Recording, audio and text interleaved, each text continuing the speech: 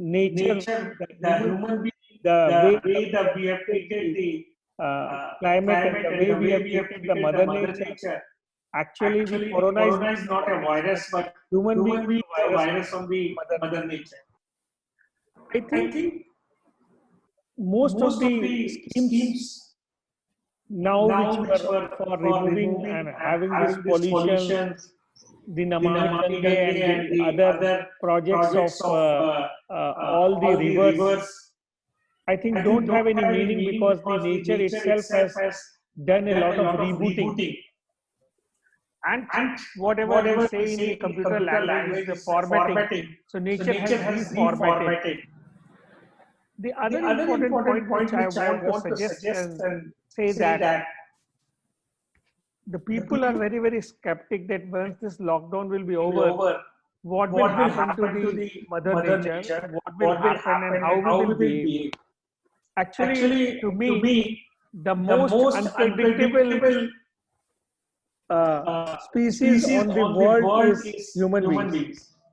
Because we don't know that how human being will behave with the other entities. It's very, very difficult to predict the human beings.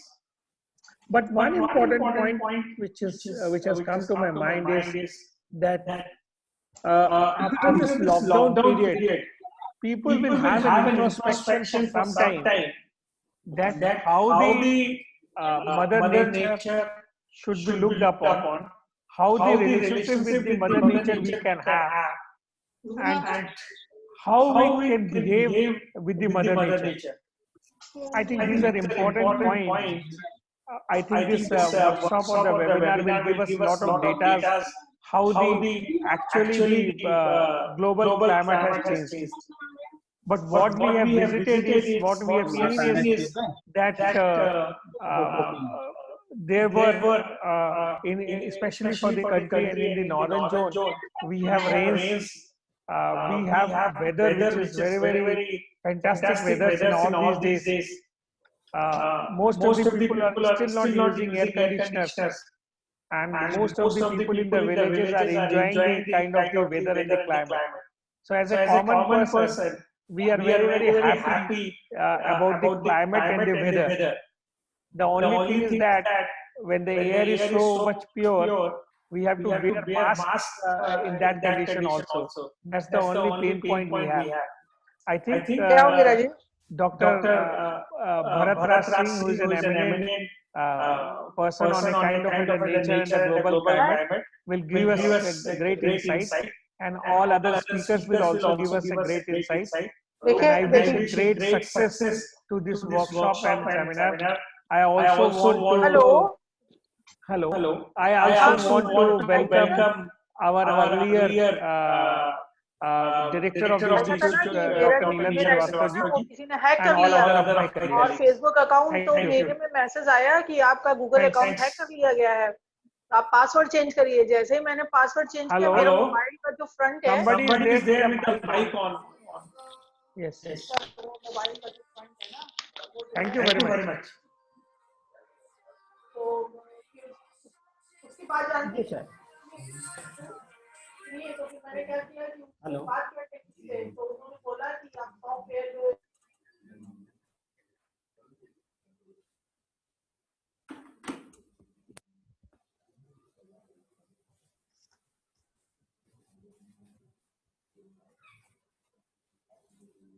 Hello, हाँ, Okay, thank you to Patro sir. Thank you, sir. Thank you for accepting our invitation, sir.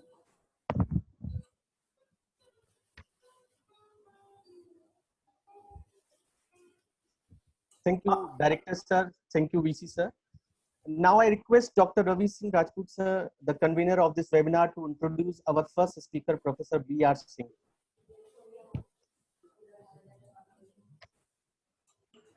Good morning to all of you. Welcome in this webinar,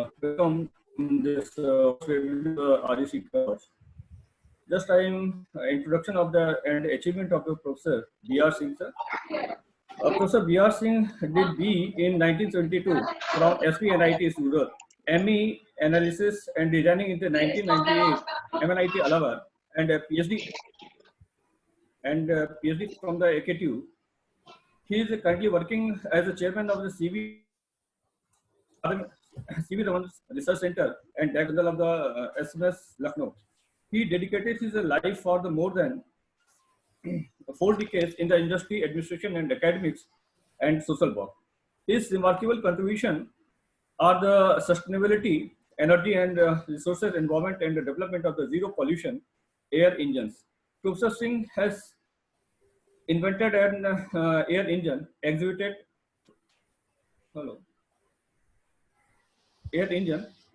before the Honorable President of India on 10th of May 2013 that runs in compressed air, release zero emission.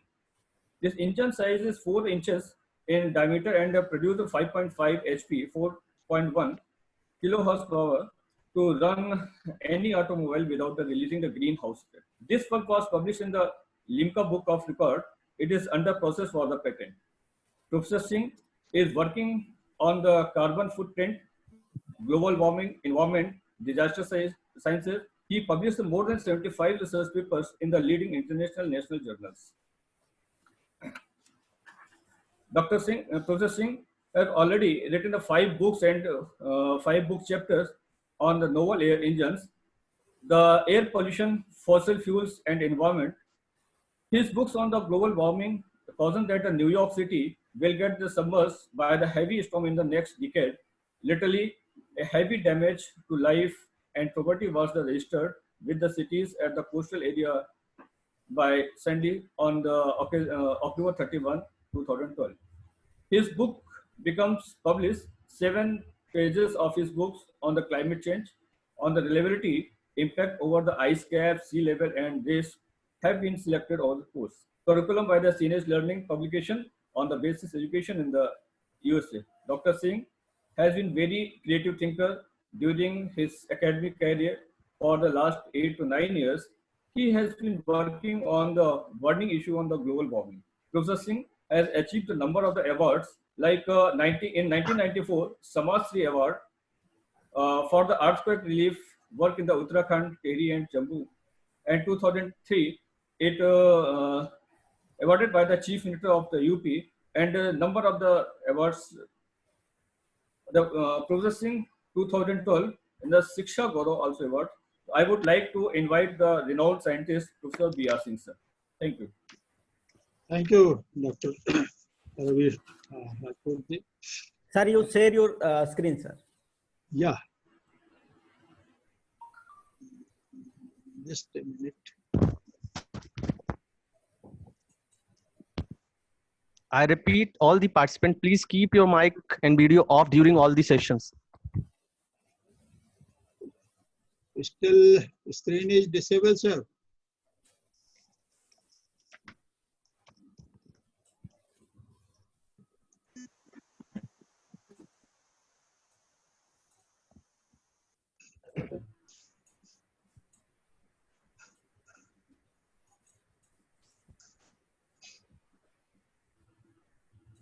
You can share your screen, sir, and your PPT.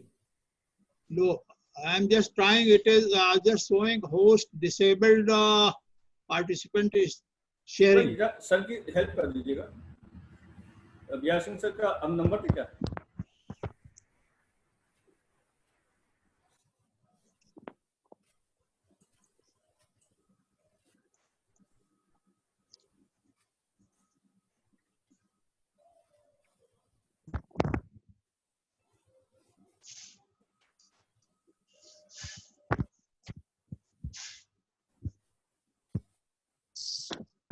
तो sir, हाँ sir make him host. हाँ, मैंने host बना दिया, फिर हो नहीं रहा. मैं तो लेकिन हाँ मेंशन नहीं हो रहा. हाँ, अभी फिर से बनाया मैंने. Now he is host. So now share your screen. Yeah. Now it is there.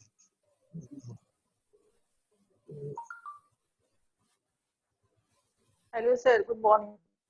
I am Dr. Sangeeta Varshney from SMS Lucknow. Please. Please, ma'am, mute your mic. So, good morning to one and all.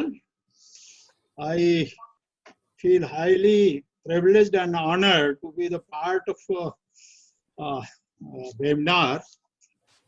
The effect of lockdown on global climate, that is being organized by the REC Engineering College, Bijnor. I also extend my thanks to Sir, ours is Kannauj, sir, Kannauj. Professor. I extend my sincere regards to Honorable Vice Chancellor, Professor Vinay Pathak ji, who has just inaugurated this webinar. No doubt, a lot of things have already been told to the audience about the Dr. Pathak. Definitely, he is a father of digital education, and our university is being just placed with the new heights, no doubt. I extend my thanks to Dr. V.D.K. Patroji, who is the director as well as the patron of this webinar. He is a very eminent academician. I happen to be with him. Whenever I meet, I learn a lot. And I also extend my Participant, please mute your mic. Congratulations to Singh Rajputji and his entire team, who has just selected such a topic, burning topic, effect of lockdown to global climate, this current scenario which is happening with the, and I also express my thanks to the eminent speakers, directors of different various institutions, faculty members of the various institutions, and participants, and all the dear students. I, as a Professor Bhatraj Singh, Director General from School of Management Sciences, Lucknow, would like to focus on impact of on global warming, global climate during the lockdown. This period in India, at least, started from 25th March to now May 15th has already passed, and so we will discuss in detail about what has happened to this climate for the last 1.5 century, and how it has been damaged to this extent, and what had happened with this within 2-3 months of the lockdown. So and the overview of this, my talk, I will just go through the introduction short, as well to the impact of climate change, global effect, as well as effect in India, what is happening throughout this period of the last decade, and reasons of climate damage and global warming. What are the main reason for this, and demand of the world power, and in India also, what is that? Current status of power, future action plan towards the climate control, and conclusion on this particularly webinar, which is very befitted for today's scenario. So, friends, this current global threat, we have to just see what are those threats. Why this we are facing such situation in the climate? This we have seen that, yes, today if we are talking on 16th of May, first week of this May itself was cold. And what are the reasons? This narrowed down, this summer is totally narrowed down. for the last so many years, I'm just writing that this 3 months period of the summer is going to be reduced. It might be, and this year it is going to be only 1 month. Everybody knows that the main reason for the damage of the global scenario means global warming, that is damaging the climate, is the population growth. That is today it's 6.7, rather it is more than that, even 7 billions. And exploitation of our resources as we just grow and we are becoming developing country. We are exploiting the earth resources, which is definitely in India. We always say that mother is this earth is a mother. In our ancient days also, we never try to damage the earth, the minerals. So, and there are visible reason which is definitely just going to damage this is the excessive use of conventional energy, and that is one part for the global warming, and that has created a lot more about the greenhouse gases, and that is settling at the 10 to 15 kilometers above the earth, around the earth, and that is also causing the entire globe is just getting warm. And no doubt because of that, ecological imbalances and climate changes are just happening. And that is also causing serious disastrous conditions, hurricanes, tsunami, snowfall, heavy downpour, all these things. And even now this,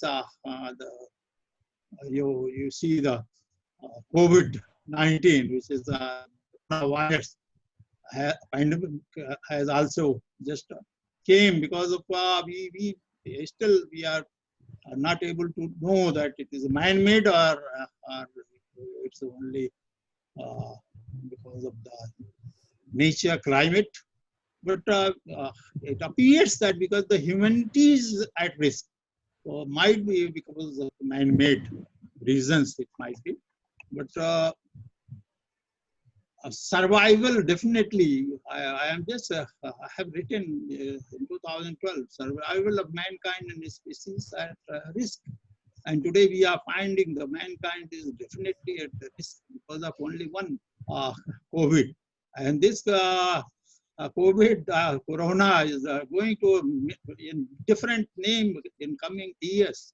And we have to face the situation throughout our life. Now this has given us a challenge that how we have to live.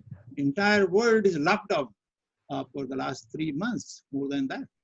And now because of the economy, because of our everywhere, a serious thought is that this lockdown partially should be opened, and so that economy should be just take place, little improvement.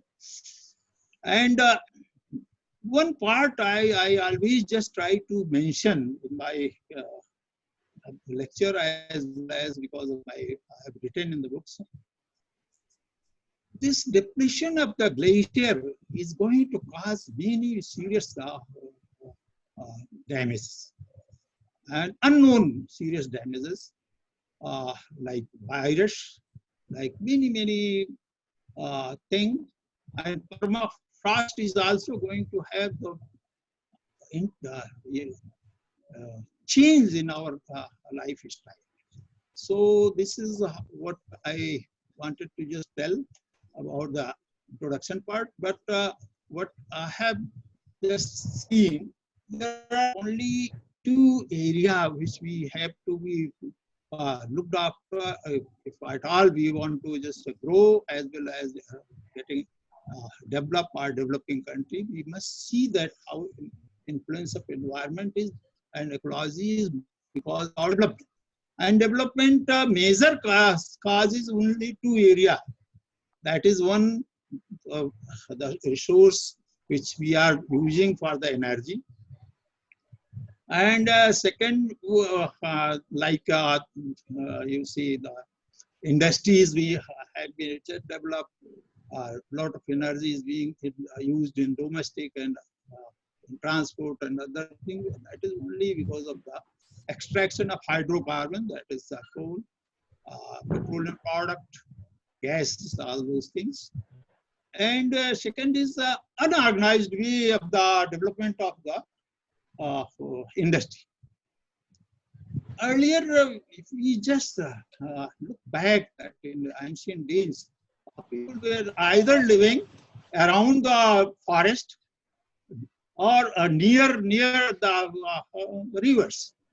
Two things were there: a good oxygen as well to water. That is the need of our life to sustain the life. So today the industries are being developed not around the forest. That is one cause that entire hydrocarbon, this greenhouse gases is being just developed. It is settling at the 15 kilometer above the earth, all over the around. So that part, if we just see, and the major part is that cutting of the forest. Now, green coverage is also a very big challenge that what is causing this thing. So I told that this transport sector contributes around the 30 to 40, 30 to 34% contribution of the pollution in the as a polluter in the air. And fast industrialization, what I say, the unorganized way, we have not planned where we have to put this industry so that it should not damage the climate. That is also contributing 36%. Means if we account for both this transport sector as well as the industries, that amounts to 70 to 75% alone. Rest is our waste and other domestic, medical, all those things are the rest. But if at all we want to do something, we have to just check these areas. So, and Corona has given new dimension, the living style. We have to change now our living style. Everybody, nobody is just is now laborer also. They are not hungry, are dying due to food. Everybody now is locked up in the houses. And I am very, I say that health sector, if at all, you see the where the lot of people were just going for the medical aids. Now where those people, where those hospitals have gone, how much a patient, that is one area has to have the research. Yeah, how many during this lockdown period medical treatment. So it means this air quality, once it is improved, the health is gradually being improved within these 3 months. When we just move out, we get good fresh air. So these two, I'm showing that what are the main cause in the industry as well as the transport.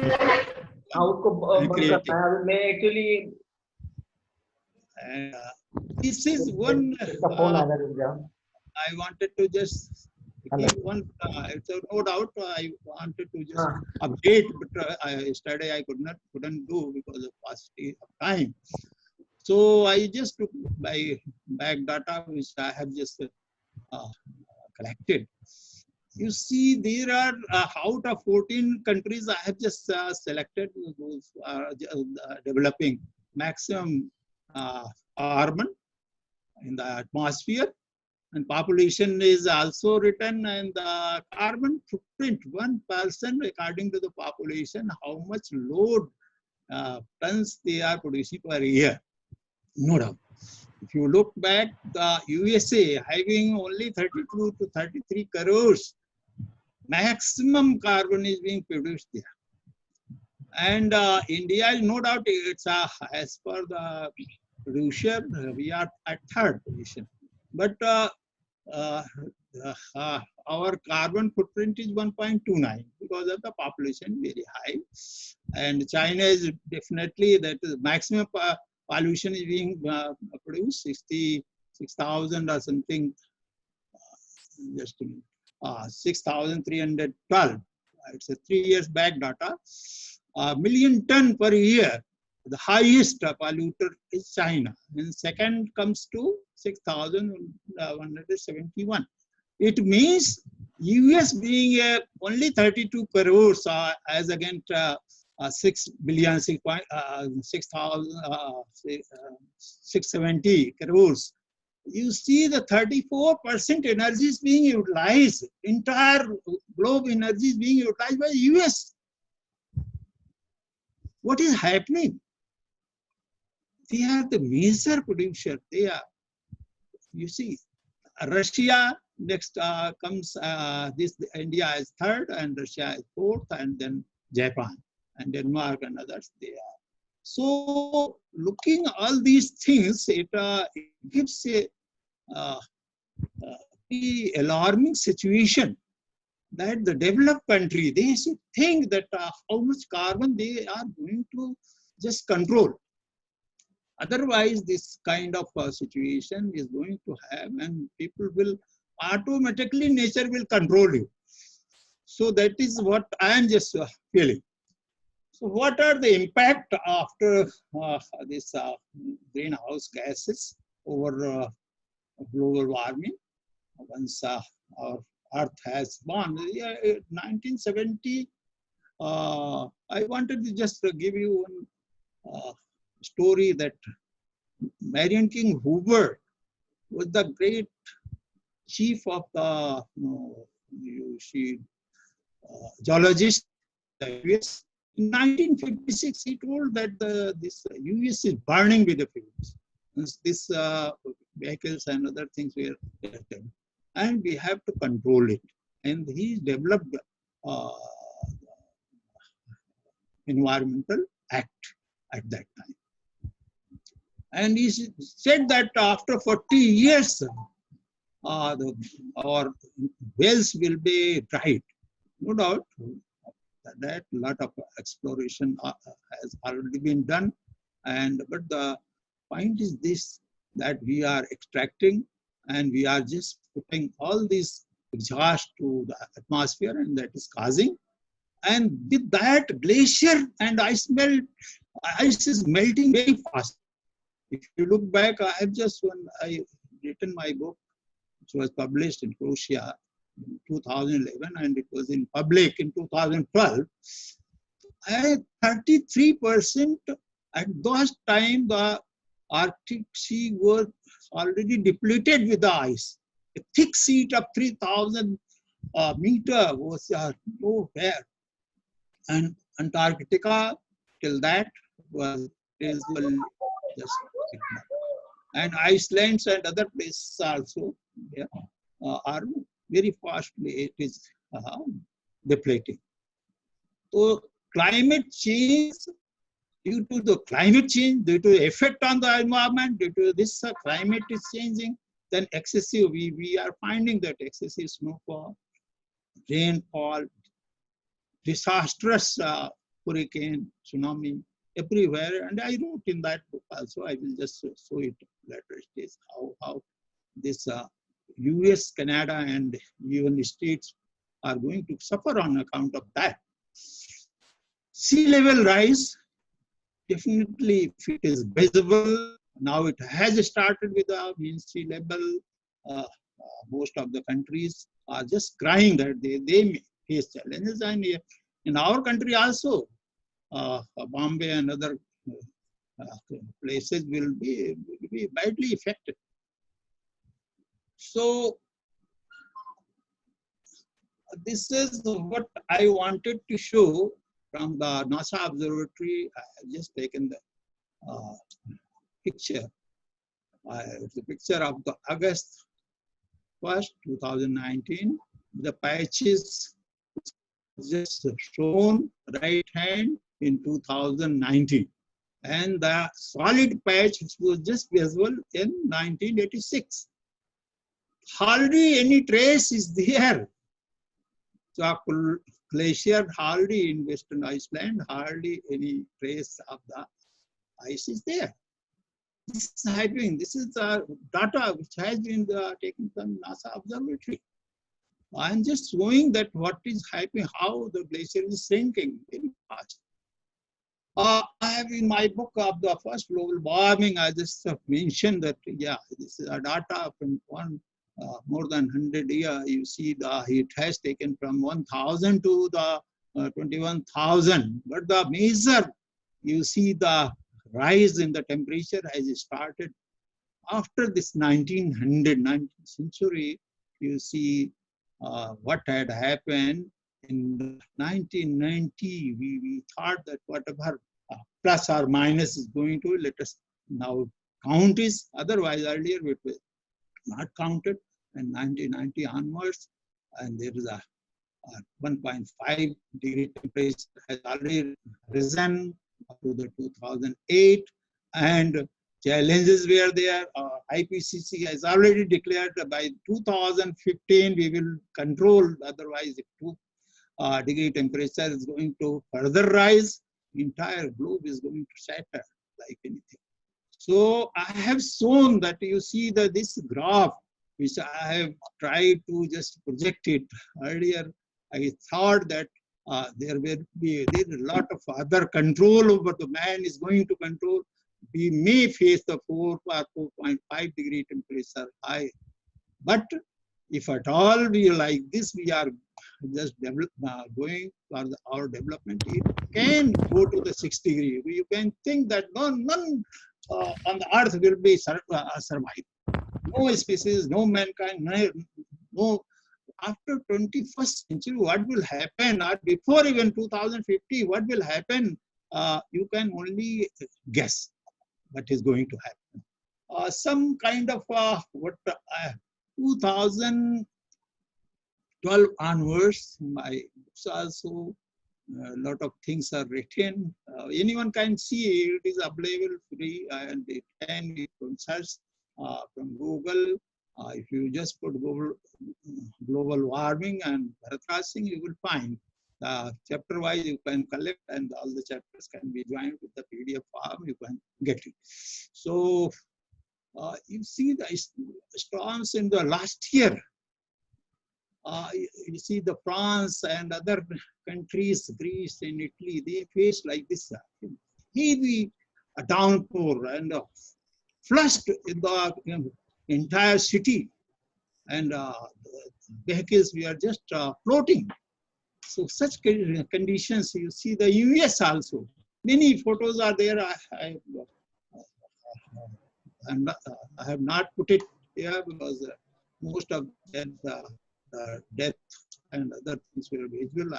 I'm not just placed over here. But in the US, I found that in the Houston, the road just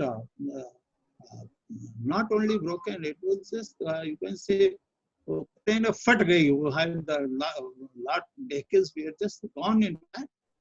In such a developed country, and nothing, no serious, you see, news comes from there. You see, I have also projected that New York City is going to become a glacier. If entire depletion from the Arctic Sea is there, then it will gradually move to the sea, and Canada, New York, Britain, France, these countries are going to be in the worst situation. And New York people, they must find new places for living. They have to pray God, they have to pray other countries to live there. And what had happened, I have for the last only 7-8 years, I am watching each and every day, I am watching a lot of people have just shifted to the California from the New York. And similar kind of things, California was supposed to be the safer place, little hotter. But here again, they are facing different kind of the problem. You see, can you imagine this is the place? American, there 6-7 days, heavy snowfalls are there, and they cannot come out from their houses. So this is what is happening. I just told that a few books were there on the page itself. I just mentioned that coastal area of the New York, we are submerged in the water. Power supply was disrupted. First time in the New York, you see September to 29 to 30th, when my book was not September, October, when Sandy hurricane came. And that was already written. Major storm could submerge New York City in next decade. This is written at 110, page number 110. At that time, I just took the secondary data from the NASA and other observatory, and I just tried to find out what can happen. So I wrote that in next decade, means after 10 years they will face. But it had already happened. What was there? That took there were 15 days disruption. 4 lakhs people were shifted from that, and this was 6-month top rating book of the world. And just there is one second book they pressurized me to write on this climate change. Then I just wrote it in 3 months' time, and it was published in 2013. There I wrote that the US is going to have their coastal area almost is going to be, the sea level is going to rise over there, and there is a greater risk for the storm, greater risk for hurricane, greater risk. Although until that they were not finding anything. From December 2013 onwards, it has started. So what really what we would like to say, you see, these are the little conclusion that by 2050, that data which I just collected in 2011, earlier to that, if same rate, arithmetical rate, not a geometrical progression, then there will be rise by 2080, 4.5 feet, and 2040, it might be around 2-3 feet rise in the sea.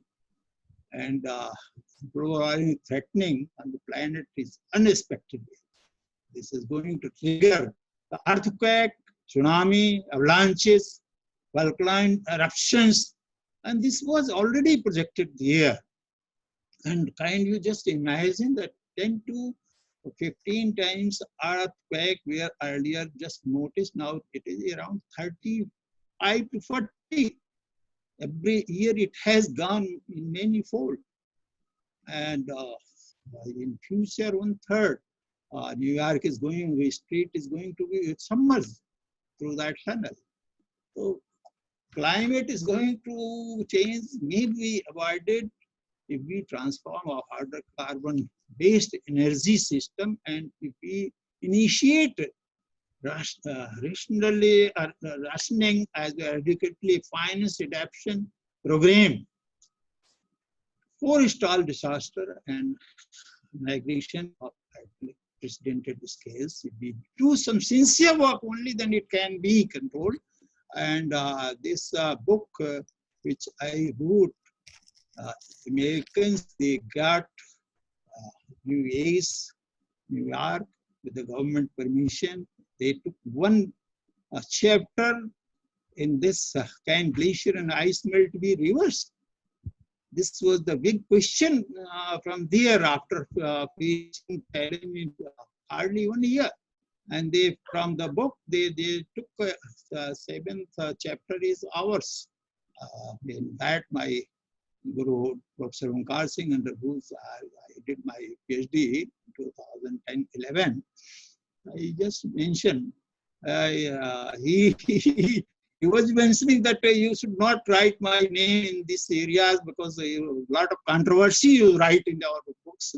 So I withdraw myself. You know, I said, you are my Guru. How can I leave you? And this book came once. It was now it is being taught in the US high school from 10 to 12. And you see, if you just have, I'm not just saying that the faculty members and other students, you have your first-hand data. Try to have. If not, then recognize. If you have little bit secondary data, you try to find out what can be, what can happen in the future. Only then things can be for the betterment of society.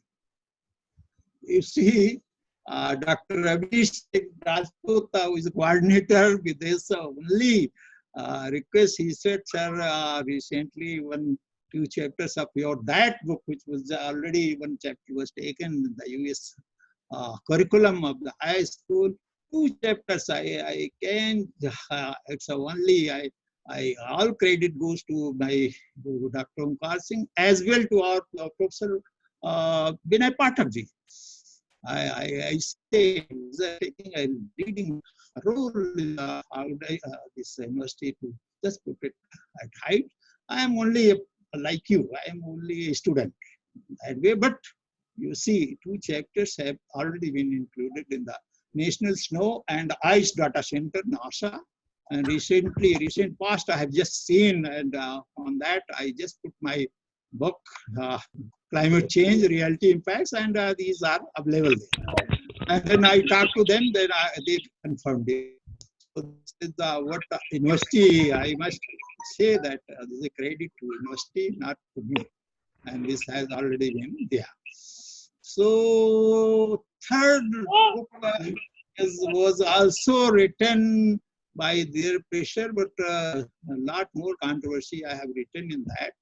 And NASA is working on that, extending my work.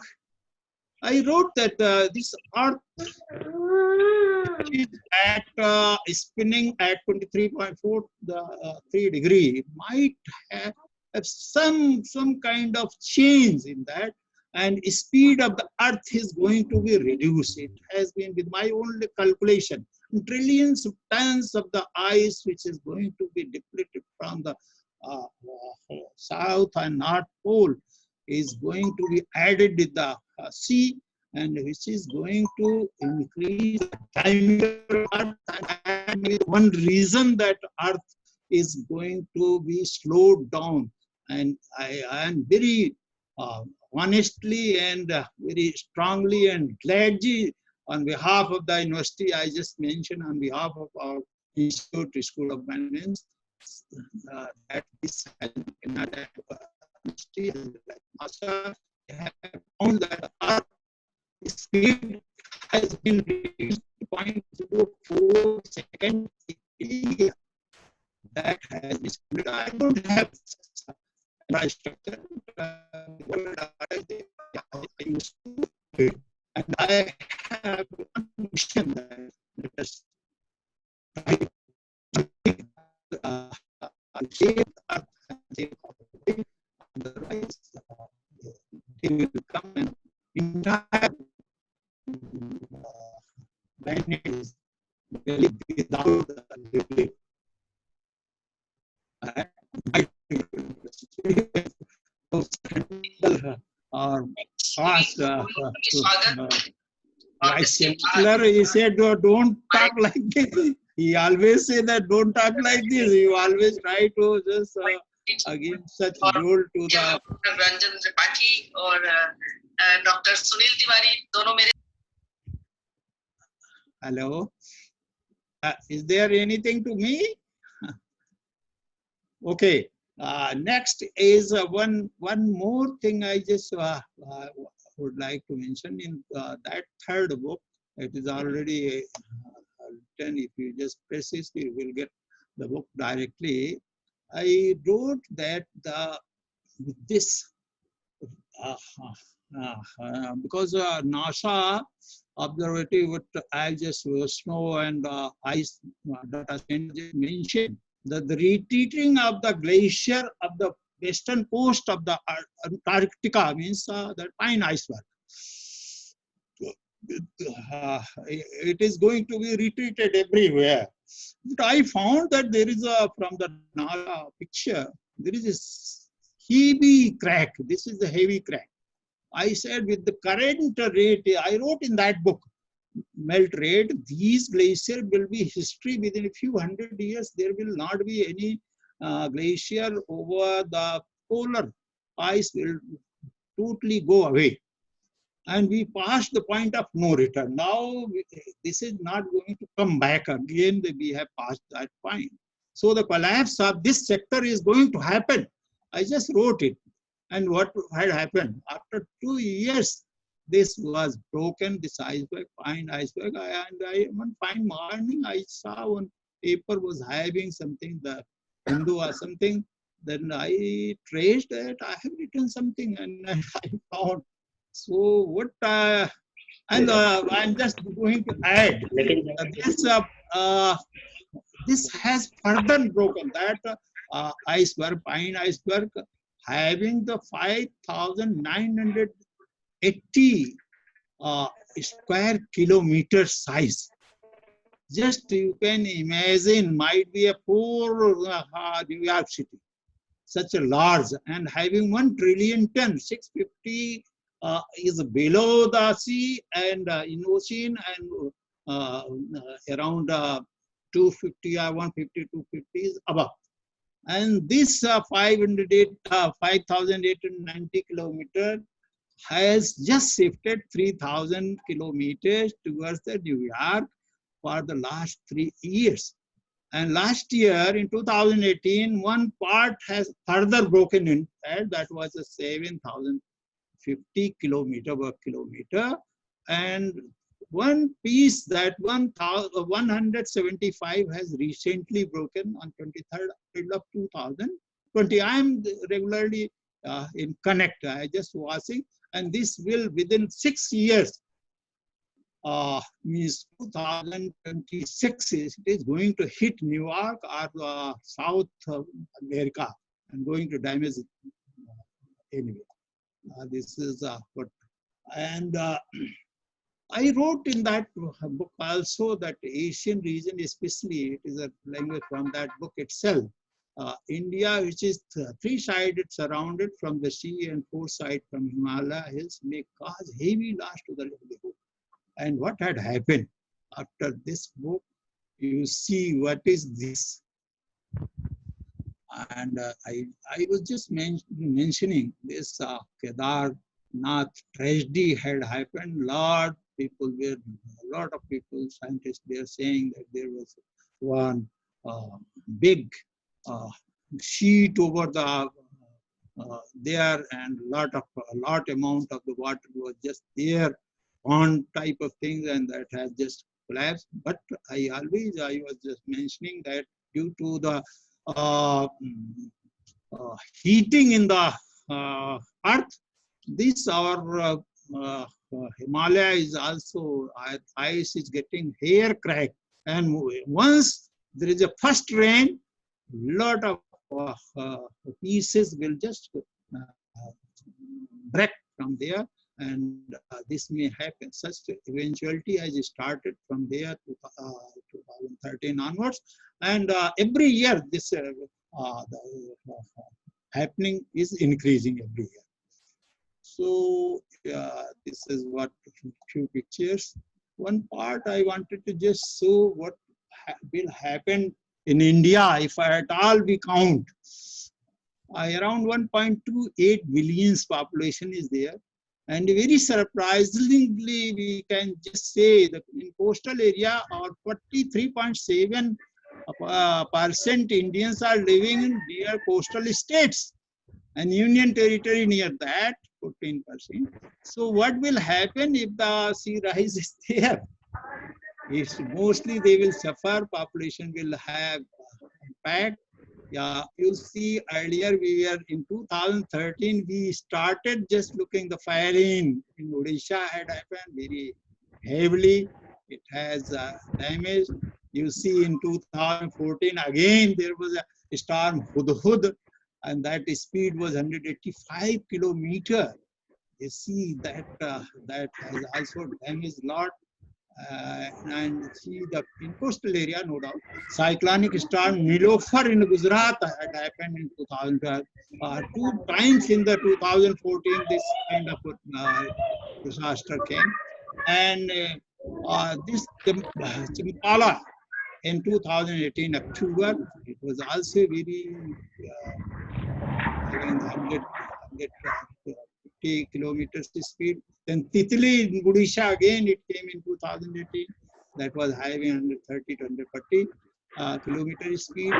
And then Kerala, just storm. First time we in the 2019 December we found that there is a dust storm, and that has with high Andhra Pradesh entirely. That was the people there suffered.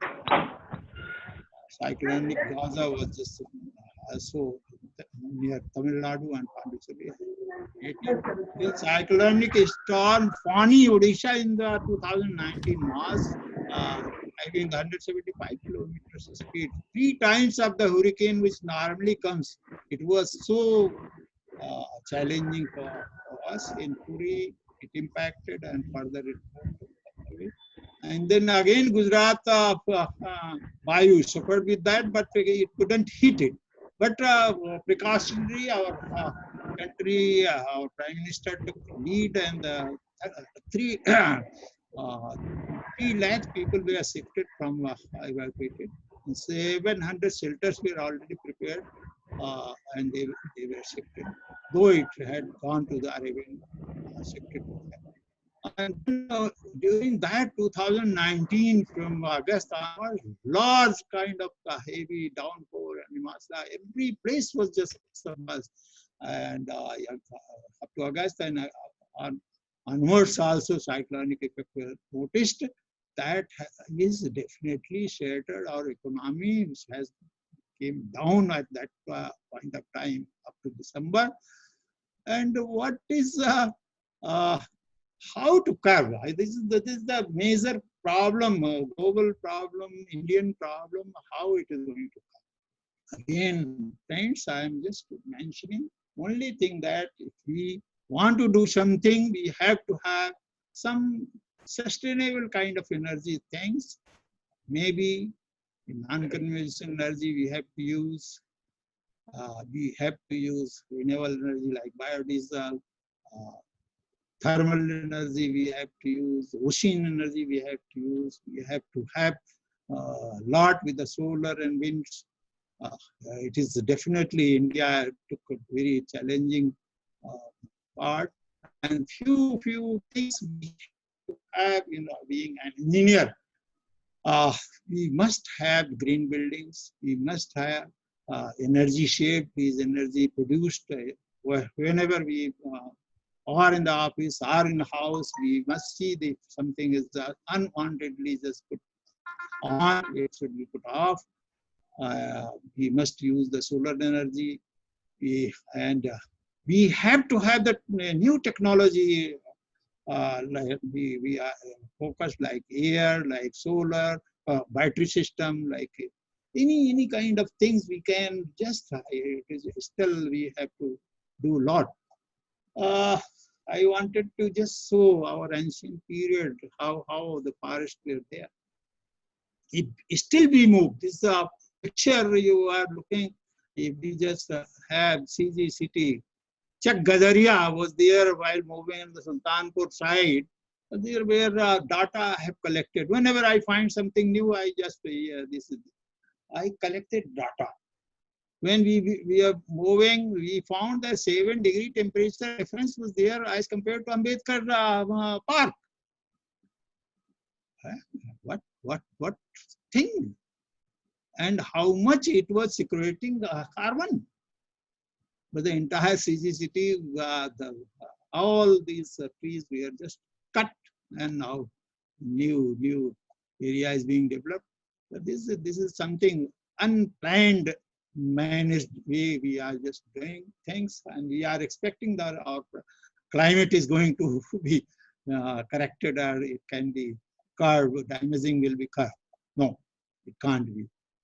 Few things I wanted to just show the contribution only. I have just mentioned, you see how the total installed capacity, the power is increasing. It was 3,53,018 and then grown up to only March 358 and giga, and then up to March 2020 372. So hardly, if you just say the 19,000 or something like that megawatt we added, and all this credit goes to only renewable energy. I should say none, hardly any power station, thermal power station has been added. We are not doing any nuclear power park. This is how I am just mentioning that this ratio. I will just show the percentage how it is increasing. Coal-fired power stations where 80% contribution were there. We just take a large hydro and renewable energy nominal. You see how we have took the challenge, and India is the fastest country in the renewable, especially for the solar power. For the last year, we have in fastest country in the world. Or you see renewable energy now contribution has gone. If we compare to that, 25 is our coal and 74 is total REC. Means renewable, including solar, wind, and other part. So you see the you see time will come. It is going to be reversed. In the Paris summit, our Prime Minister has already told that we will just check 2% of the carbon in coming year, and 1 year just taken by the US to just sign that. They said no, we are the development, we cannot. Only a developing country, they have to have the control. I say that developed country, they should think that their living styles should be changed, where the energy potential they are using.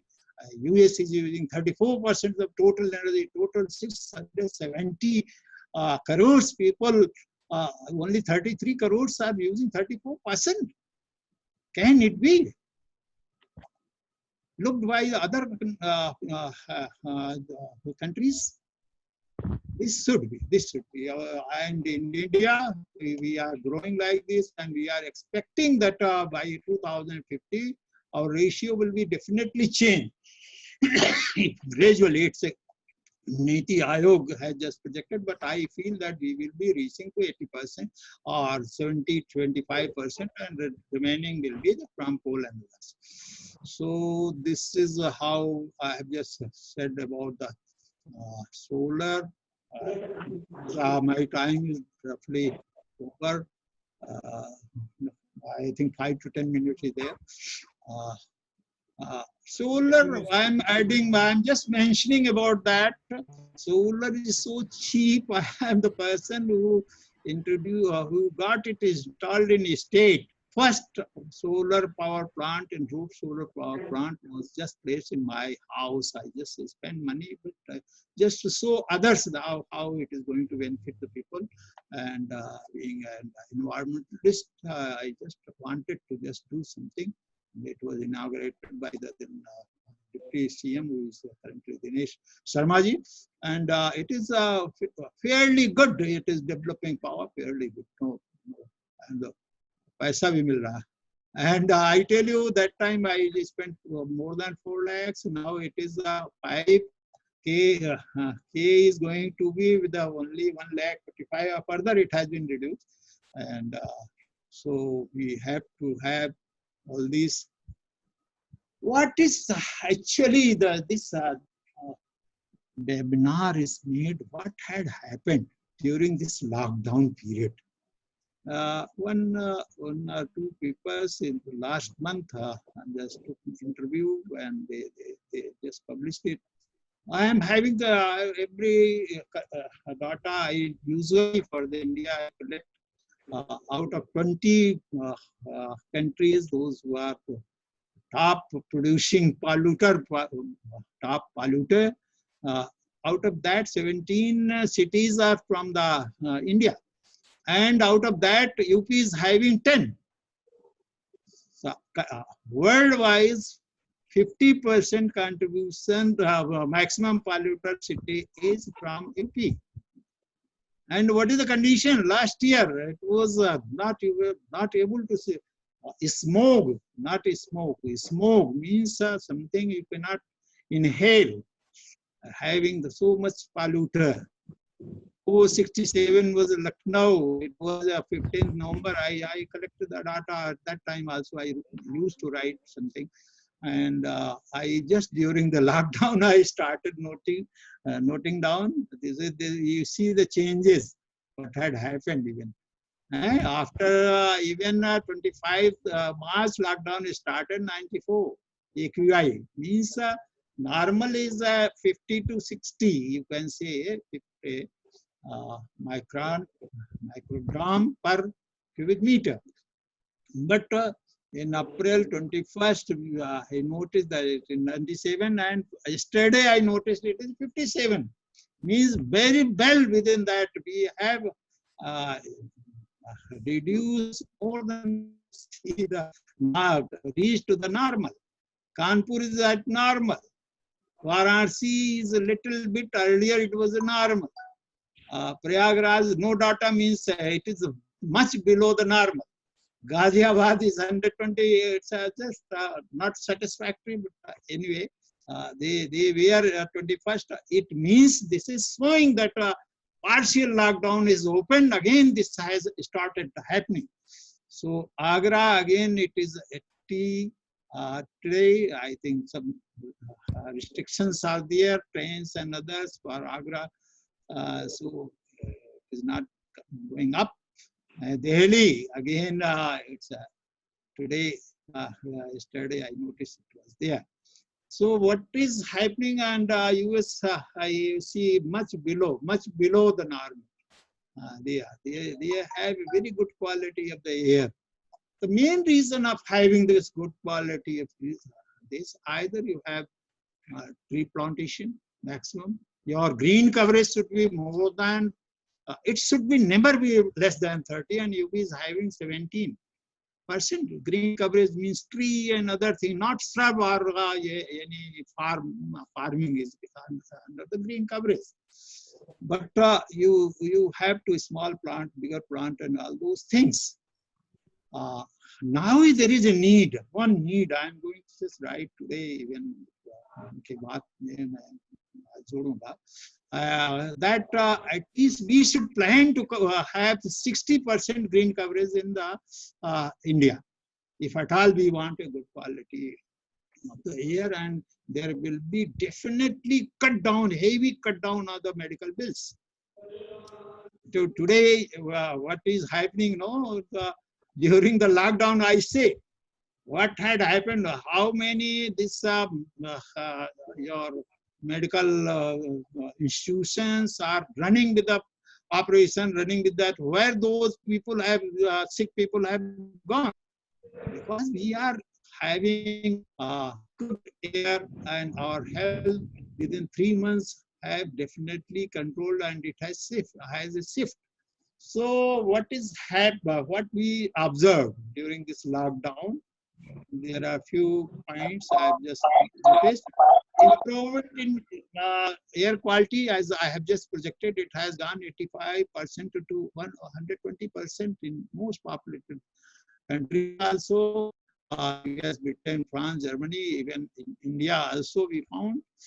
And improvement in environmental ability of the skies, a star is very clear. If I have binocular, I want to see this moon, and I found a lot of traces are visible. So you see the hills are also just visible. I just gone through this newspaper and found that from the Saharanpur hill is visible.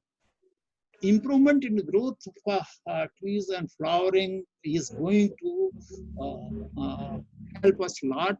If you see the trees are now, if you just clean it, they are providing good oxygen to us. variety of disappeared birds are now visible. If you just go out of your house within your own compound, you will heard the birds in the morning. And visible improvement in the health sector in general I have just seen. So what friends I would like to just focus on, we have to have change the living style. This corona is not going to leave us. Some other corona may come, and our style of living should be like this. Within this framework of living, we have to continue. And this is what I wanted to. I have researched over only solar or renewable energy. All the institutions should have the solar energy plant. All the medical residential, this has already been focused. India has a very big potential. Our Prime Minister has thought by 2020 we have to add 100 gigawatt. And can you believe that 100 gigawatt is about 97? We have already going to complete in 2021. And we are going to add more. And we have further planned that again we have to add 200 gigawatt by 2025. We can add. And by 2040, our definitely renewable energy is going to be much higher than the power station. Coal fired power station will be less. But there is a challenge. One challenge is there that how to just utilize solar is going to be when sun is shining. What could be in the during night? So we have to have CSP. We are one of my research scholars there. I think she might be just listening. We have hybrid system, CSP as well as PV. How much we can utilize CSP so that it can be utilized in during night, and how much we have to have the economic condition as well as the efficiency part we are going to try. And why not the students as well as teachers should do something. I wanted to just request our this vice chancellors that whatever researches are there should be now society based. It should be from now rural based, social based, or getting the degree, only a degree, PhD, maybe a decorative for the academician, not for the society. We have to act. And these are few areas. This is a aerobike, what I just said. It is definitely, it's a cylinder has already been designed. Now I think it may take government. I persuaded government to do. I wanted to freely give my technology, but anyway, it is taking time. And electric vehicles are there, the buses are there, scooters are there. This is what our president has already seen it. He's happy to see, applauded us, and he gave our student 10,000 award from there.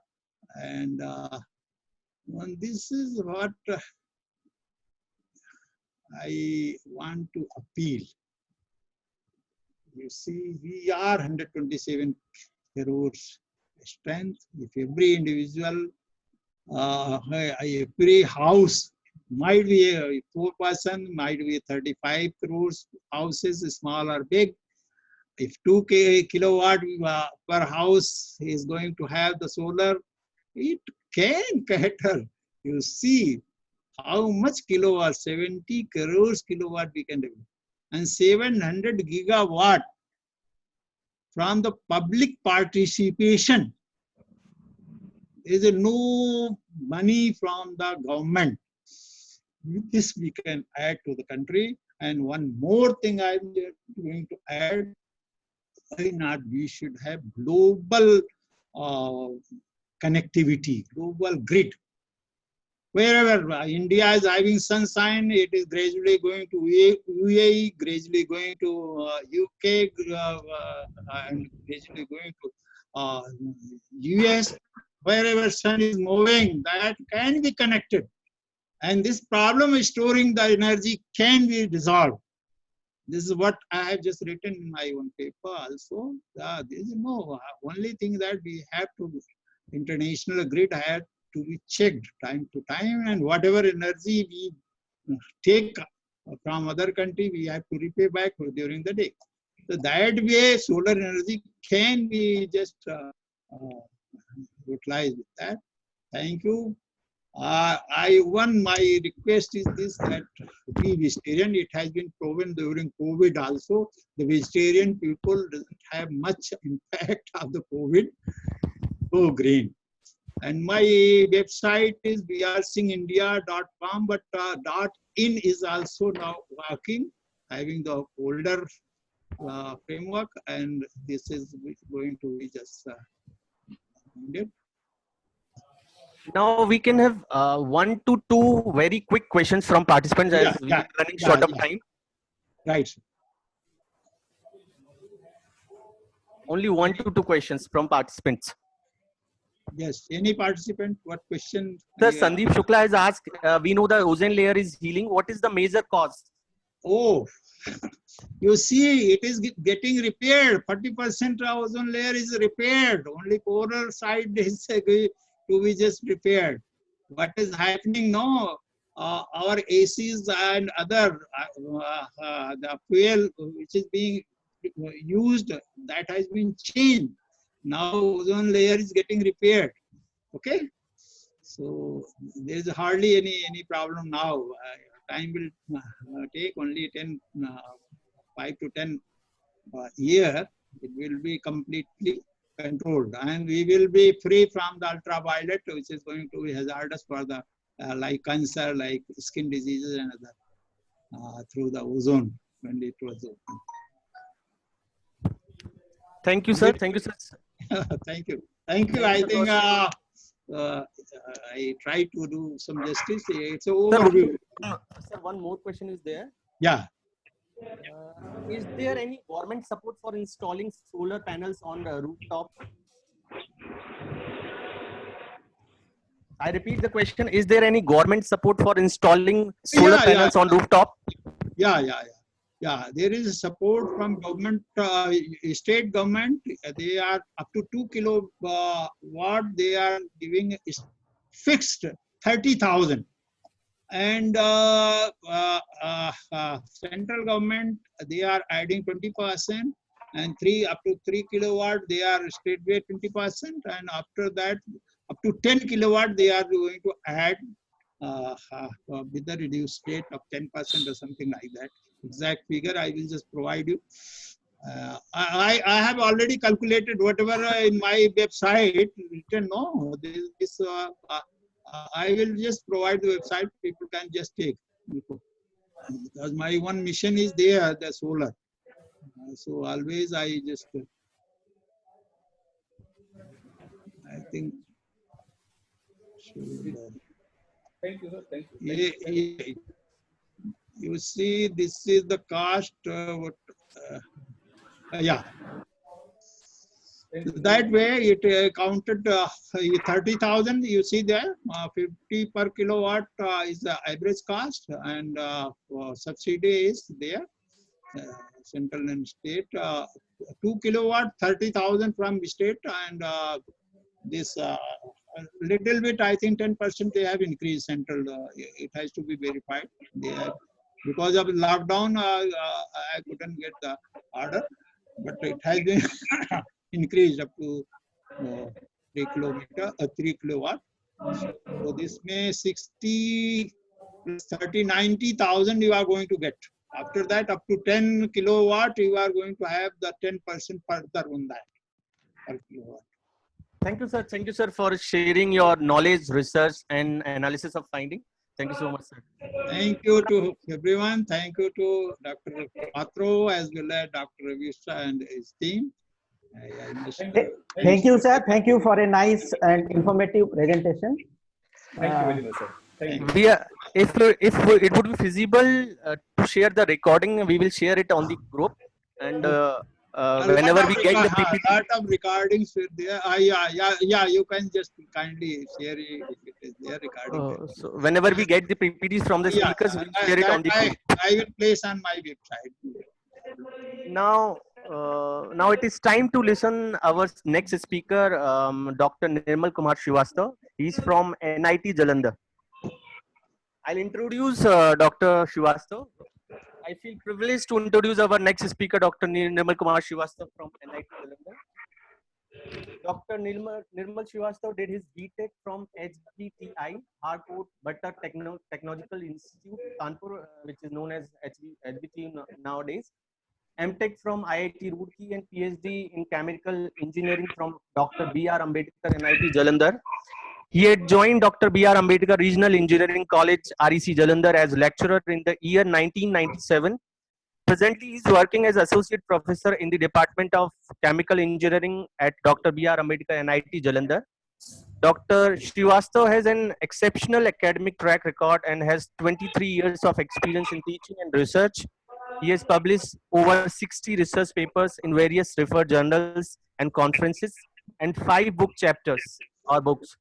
He is reviewer of 26 peer-reviewed referred SCI and Scopus Index journals and ebooks. He is member of organizing committees of 22 Scopus Index international conferences of repute throughout the world over. He is life member of 6 professional organizations of the country. He is member of editorial board of 2 reputed journals. He is invited member of National Board of Accreditation, that is NBA, Faculty Recruitment, Academic Audit, and External Examiner. And he has delivered 5 invited expert lectures in various institutes of repute in the country. He has been invited as National Committee member to be a part of subjects expert group for liquid waste management for Unnat Bharat Abhiyan, an initiative of an MHRD, Government of India. Now I request Srivastava sir to guide us about the current climate from your research and experience. Professor Srivastava.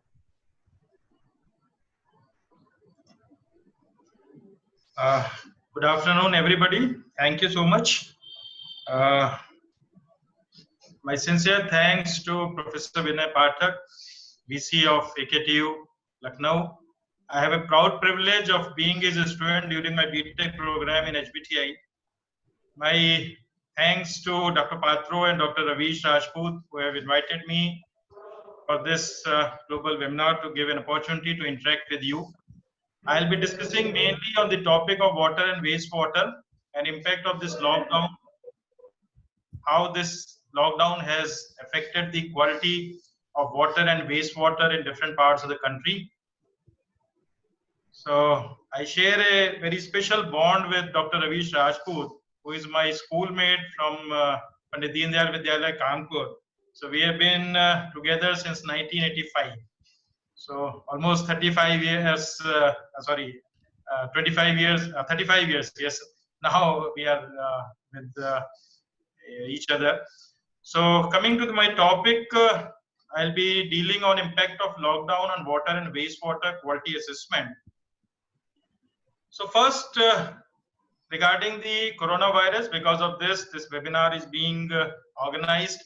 This has made us or given us an opportunity to interact through webinars, saving our precious time, traveling time, as well as moving one place to other, etc. So coming to the COVID, the coronavirus disease 2019 and its impact on the environment. You must be from the last 4 or 5 months, there's a very huge media coverage about the potential climate impact of this coronavirus and what will be its impact on our lifestyle as well as on our health. That is being discussed in very large part. So in now, many countries have a virtual standstill. Lockdown have been implemented in many countries. So obviously the life has changed, our perception has changed towards our health, and that is the major impact of coronavirus on the climate also. Now, I have just seen the morning update of this infected person in our country. So figure has touched 85,784. The best part is from our country's point of view, the number of deceased persons, they are in the range of only 3% of the total affected persons. So that is a good news because of the many factors that are there as compared to European and the USA as far as the deaths are concerned. So you can see that recovery is very fast. Number of active cases, though they are higher on the higher side, because of the migration of these skilled workers and laborers to their respective states, they are the potential carrier of COVID-19. And because of this data is definitely going to rise in near days.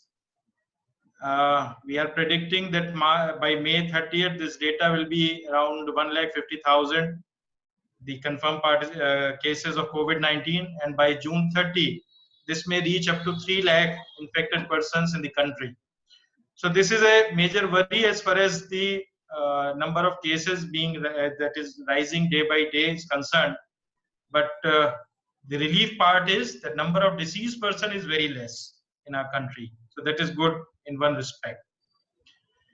Now, coming to the climate effect of this coronavirus, now what we have done, it has forced us to work from home. That is a good thing for those persons who can afford, who have work and who can work from home, but definitely not good for those persons who don't have work, who have lost their jobs, and who are being suffered because of this coronavirus. Now, this current situation have a big influence as far as this pollution is concerned, as far as this environmental effect is concerned. So we have to now rethink about the pollution problems as well as their impact on the environment because of this virus disease. So one major thing that is in the discussion is whether this summer weather will stop this pandemic or not. Many speculations are there that as the summer season is rising, so this will have an impact on the coronavirus, and this may slow down its impact. But this is only speculation right now. We don't have any scientific study or the research that has confirmed this news right now. So we can only hope for the best, that yes, the summer may stop this pandemic and may not affect as it was predicted earlier. Now, definitely there is a positive impact of coronavirus as far as the nature is concerned. We have seen many positive signs of this lockdown, as well as this has a very large impact on the biodiversity also. We have seen animals coming in the streets. We have seen that humans are closed inside their houses and the animals are coming into the roads. So this is good. The motorways are closed completely, factories are closed, the streets are empty, cities are silent almost. So these are some positive effects. Nature has given us an opportunity that yes, definitely this is a time to rethink what we are doing to the environment. We have time to rethink what we can do now to control the pollution. And there are many positive things we can learn from this lockdown. So coming to the, because I will be mainly discussing on water and wastewater. So if we see, the Central Pollution Control Board has 6 categories of water classification from A to E and then below E. Different parameters have been defined for these type of waste, the water qualities. So class A water is for drinking water, which is suitable and without any conventional treatment, but obviously yes, for disinfection, maybe chlorination or something else. Now you can see that pH is near neutral, 6.5 to 8.5. The dissolved oxygen content is very high, 6 milligram per liter or more. BOD value is very less at 5 degrees, 20 degrees Celsius for 5 days. It should be maximum 2 milligram per liter. And the most probable number of the total coliforms that are present in the water per 100 ml of water sample must be less than 50. So all these water are classified as class A water. And so if we see class B, this water is suitable for outdoor bathing. It has a different other parameters as given on the table. Then class C is drinking water sources, but after the conventional treatment which we are using. Class D and E, they are suitable for wildlife, fisheries and industrial purposes, cooling, irrigation, etc. And all those water which are not being classified under these 5 categories, they are being classified as below E, so which are not meeting any of these criteria. Now the color coding which is being used to depict the quality of water and maps. So they are mainly 4 color coding: blue, green, white and brown. So blue color. Just interrupt you, Professor Nirmal. Yes. Your slide is not sharing. Pardon? Hello. Your slide. You are in share mode. Yeah, I'm sharing. It is showing that you are currently sharing the screen. I'll just check once again. I can restart. I'll restart. Just a minute.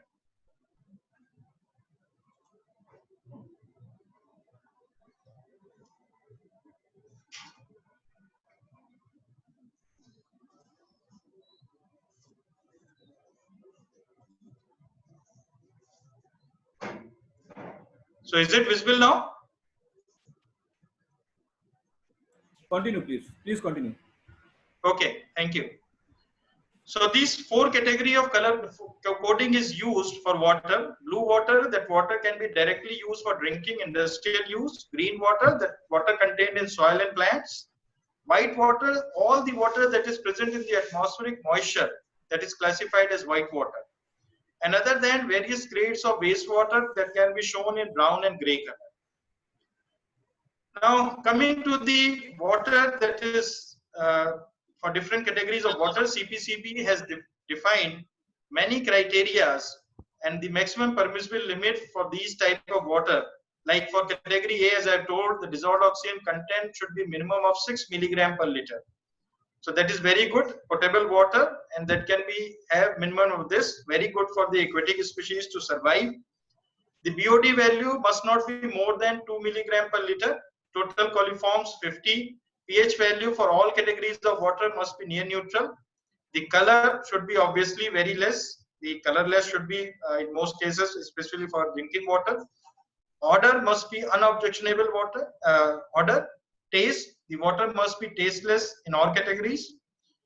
The TDS, total hardness, different ions, different heavy metals, especially the D block orbital elements, the phenolic compounds.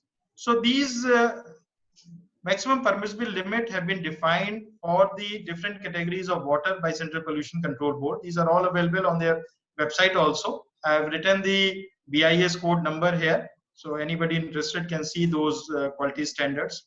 Similarly, the Bureau of Indian Standard have defined the drinking water specification for this purpose, and they have defined the maximum permissible limit for color, odor, pH value, taste, turbidity, TDS, etc. So all these are available. You can see from that various parameters have been defined on this. Then table 2 is for the general parameters concerning substances undesirable in excessive amounts. So like different metals, different ions that are present. So maximum permissible limit have been defined for these type of drinking water by this Bureau of Indian Standards.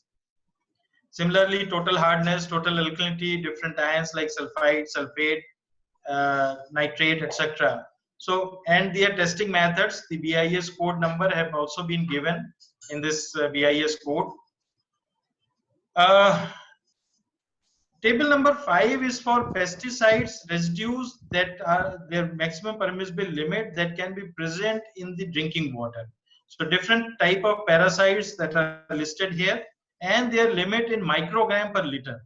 So you can see this is a very small amount, maybe 0.03, 0.01 microgram per liter. That is the maximum permissible limit of pesticides that can be allowed in a drinking water or the water that is suitable for drinking purpose. Similarly, the bacteriological content for drinking water that has also been defined. You can see the E. coli or any type of coliform bacteria that can be present, that should not be more than 50 most probable number per 100 ml of sample. In any case, it should not be more than that amount. So that is different standards for the drinking water. Similarly, the Bureau of International Standards have defined different categories of different type of microorganisms that are present in drinking water samples. So everything is available on the website itself. You can go through that. I've just given a glimpse of that in my slide.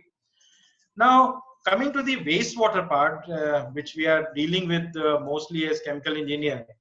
So again, for different type of receiving water bodies like inland surface water, public sewage system, or the land for irrigation, or the coastal areas, the Central Pollution Control Board has given the guidelines for maximum permissible limit for different type of parameters, like for color and odor, suspended solids, then pH value, temperature, oil and grease, ammonical nitrogen, total gel nitrogen, free ammonia, BOD, COD. So now you can see from this BOD data that maximum permissible limit for inland surface water, like a river or something, that is only 30 milligram per liter. Now an average industry, just for example, a leather industry, if we take, this contains very large amount of BOD value. Similarly, the COD value, the dyeing industry, the textile industry, electroplating industry, they are having very large amount of chemical oxygen demand, and that is there. So we need very large amount of treatment to contain this value within this permissible limit. So that is why this treatment of wastewater that is coming from different industrial units, that is very important. Similarly, different heavy metals like chromium, copper, zinc, nickel, etc. This lead, these are all mercury, arsenic. All permissible limits have been defined by the Central Pollution Control Board for different categories of receiving water bodies. Different types of ions like cyanide, fluoride, phosphate, sulfide, different phenolic compounds. All these limits have been defined by Central Pollution Control Board, that all these water must be having less than these values before it can be discharged to any receiving water body. Central Pollution Control Board has also limited the maximum amount of water that can be generated by any industrial house for a particular type of product. So you can see the industry-wise classification is given, and in that case, the quantum have been defined based on the value, whether it is an end product or it is based on the raw material. Like for iron and steel industry, you can see the maximum permissible limit is 16 meter cube per ton of finished steel. That is the finished product. Or in other words, for simplicity of term, we can say 16 liter per kilogram of the finished steel. Similarly, for sugar, we can say that it was only 0.4 meter cube per ton of the cane crush. So in that case, the sugar cane is the raw material. So different limits have been defined based on the raw material as well as for the end products. So you can see for the fermentation industry, for pulp and paper industry, and textile industry, tanneries, dairy industry, the maximum permissible limits have been defined by the Central Pollution Control Board as far as wastewater discharge is concerned. Now, in as far as, because I am concerned with leather industry mostly, so in Jalandhar and Kanpur, I have seen, you can see the maximum permissible limit for tannery is only 28 meter cube per ton of the raw skin that is being processed. In other words, we can say 28 liters per kilogram of raw skin that is processed. But in Punjab and Jalandhar mainly, mostly, most of the industries, they are using around 45 to 50 liters of water. In Kanpur also, I have seen in many tanneries, large amount of water than this maximum permissible limit is being used. So now with the restriction, the Central Pollution Control Board has you can say very dominant and applied very stringent restrictions to follow these permissible limits, so that the amount of water that is being used for the manufacturing of the product, that is within the permissible limit. Now, so this is just the basic idea behind the water and wastewater. I have just given a for the CPCB guidelines. Coming to that, the theme of the topic of this webinar, coming to the what are the impact of this lockdown on water and wastewater. So first impact that is very obvious, that we have the cleaner river water and we have the better air quality. So these two effects are very obvious and that can be seen by everyone.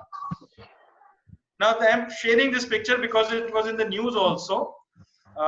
These are the Dholadagiri Himalayan range, and this is 220 kilometers from Jalandhar. And you can see these are visible at a distance of 220 kilometers from the Jalandhar city itself. So last night I was also reading that the Udaipur lake, that is very clean, the stones that are at the bottom, they are clearly visible. So these are very positive impact of this lockdown because of the quality improvement in the quality of the air, that we are now can see up to 200 kilometers that is there. So this is the Dalhousie, behind this is the Dalhousie range, the Dalhousie, and we can see it from Jalandhar itself. So this is very positive impact of this lockdown as far as the air quality is concerned. Now coming to the water part,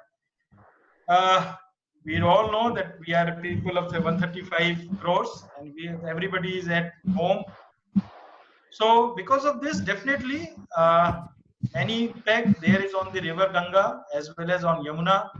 Many places at Kanpur, Varanasi, Haridwar, we can see that the ghats are clear, water is clear, very clear, and we can even use it as a drinking water. Obviously, yes, by the chlorination because of disinfection, and then they can be directly used as a drinking water without any treatment. So this has the improvement that this lockdown has produced to the water we are dealing with. And as I also already told, the air quality has improved. You can see in during the month of October, November in Delhi, when the air quality index reaches up to 1000 in some areas, now it has drastically removed, the PM 2.5 value has been drastically removed by 71%. So that is a very drastic reduction in the air quality data as far as pollution is concerned. Nitrogen dioxide content, that is also reduced drastically during this lockdown. So these are the positive impact on air and water that is being happening because of this lockdown.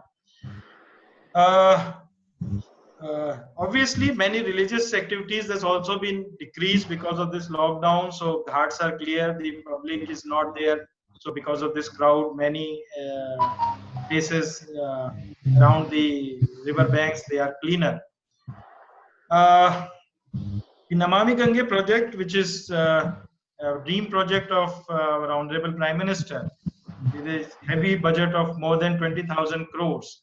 So this is because of the efforts being made from the last 3-4 years, and because of this lockdown, a very drastic improvement in the water quality has been seen because of this. So because of this, I would also like to mention here that the degree of chemical, the COD value and the ammonical nitrate, that is obviously, that has very largely reduced because of this. One data which I am having, that is that Varanasi, the dissolved oxygen value have been increased to 6.8 milligram per liter against the 3.8 milligram per liter. So again, the very, you can say the 80% increase in the dissolved oxygen value. So these are all positive impact of this lockdown, but how long this will continue, that is a major concern. As I told you that at Harki Padi, the water quality has improved in such a way that it has now been classified under class A. So it means that is suitable for drinking purpose. So that is very good impact on this lockdown. Now, on the other hand, obviously, yes, the positive signs are there. Some effect on water and sanitation system, some impact is coming on the municipal projects also, because lot of people are there. We have to wash our hands. A lot of water is being used for cleaning purpose. So this is all going to the wastewater. This is adding to the wastewater. So obviously there is pressure on the municipal corporation also, how to clean this wastewater, because I am associated with this Unnat Bharat Abhiyan, and we are working for the rural area.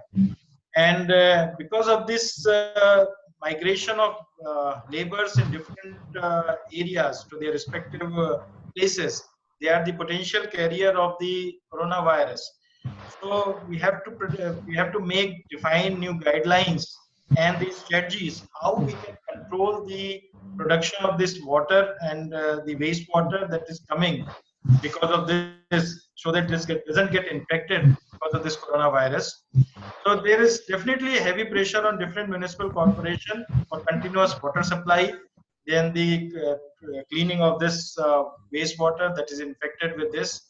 WHO has already issued few guidelines on the sanitation system during this in the month of March. They have defined different guidelines. I'll share in the next slides.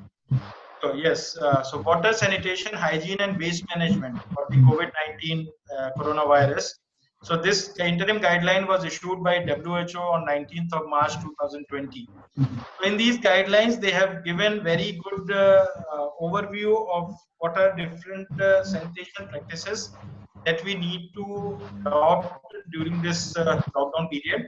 So they have one WASH practice, that is the water, sanitation, and hygiene.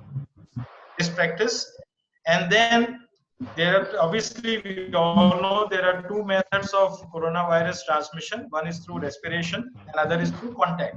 So again, there are different sanitation practices have been defined by this World Health Organization in this guideline. So just the screenshot of some of the topics they covered during these guidelines I have shared. I would also like to share a few slides that was presented by the great visionary Dr. APJ Abdul Kalam during his speech few years back. I like this, so I would like to share before coming to this point. So just allow me to share the other screen so that I can share with you.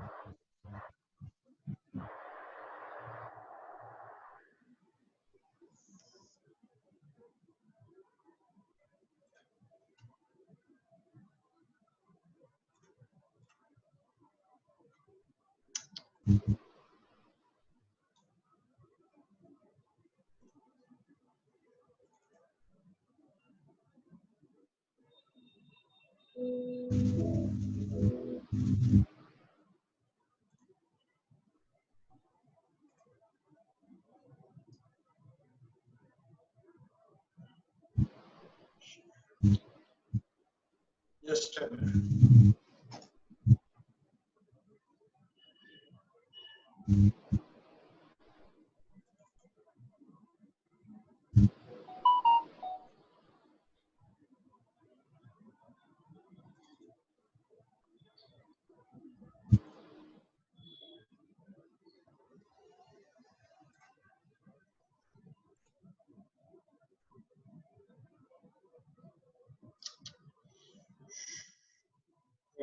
I'm not able to share that screen anyway.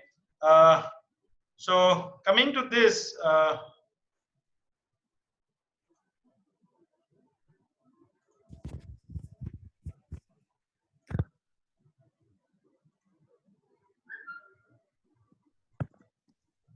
okay. Please forgive me for, because I'm not able to share that screen. I don't know why this is happening. But anyway, coming to this,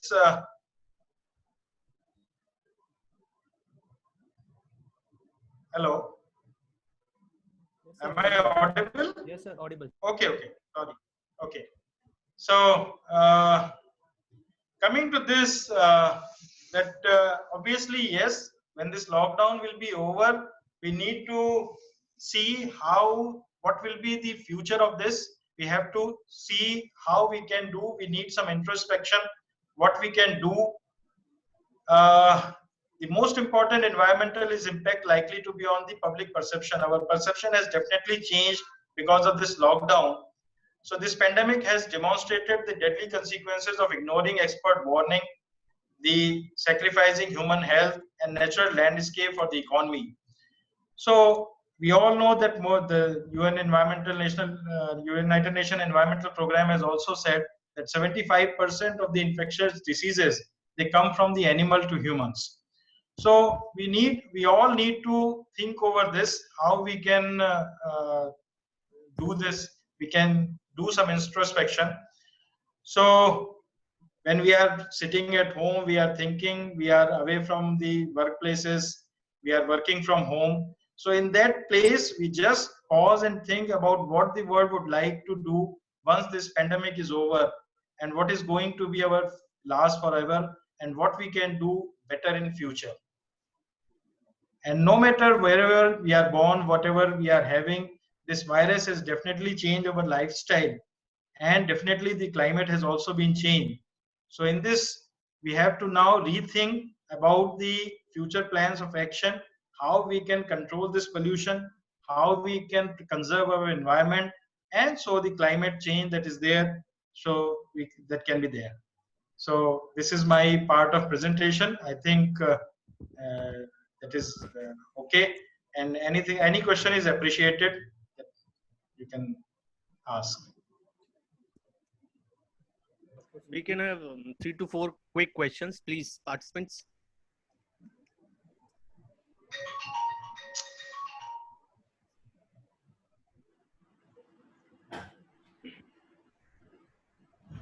Sir, one question was from the previous presentation. Can I ask?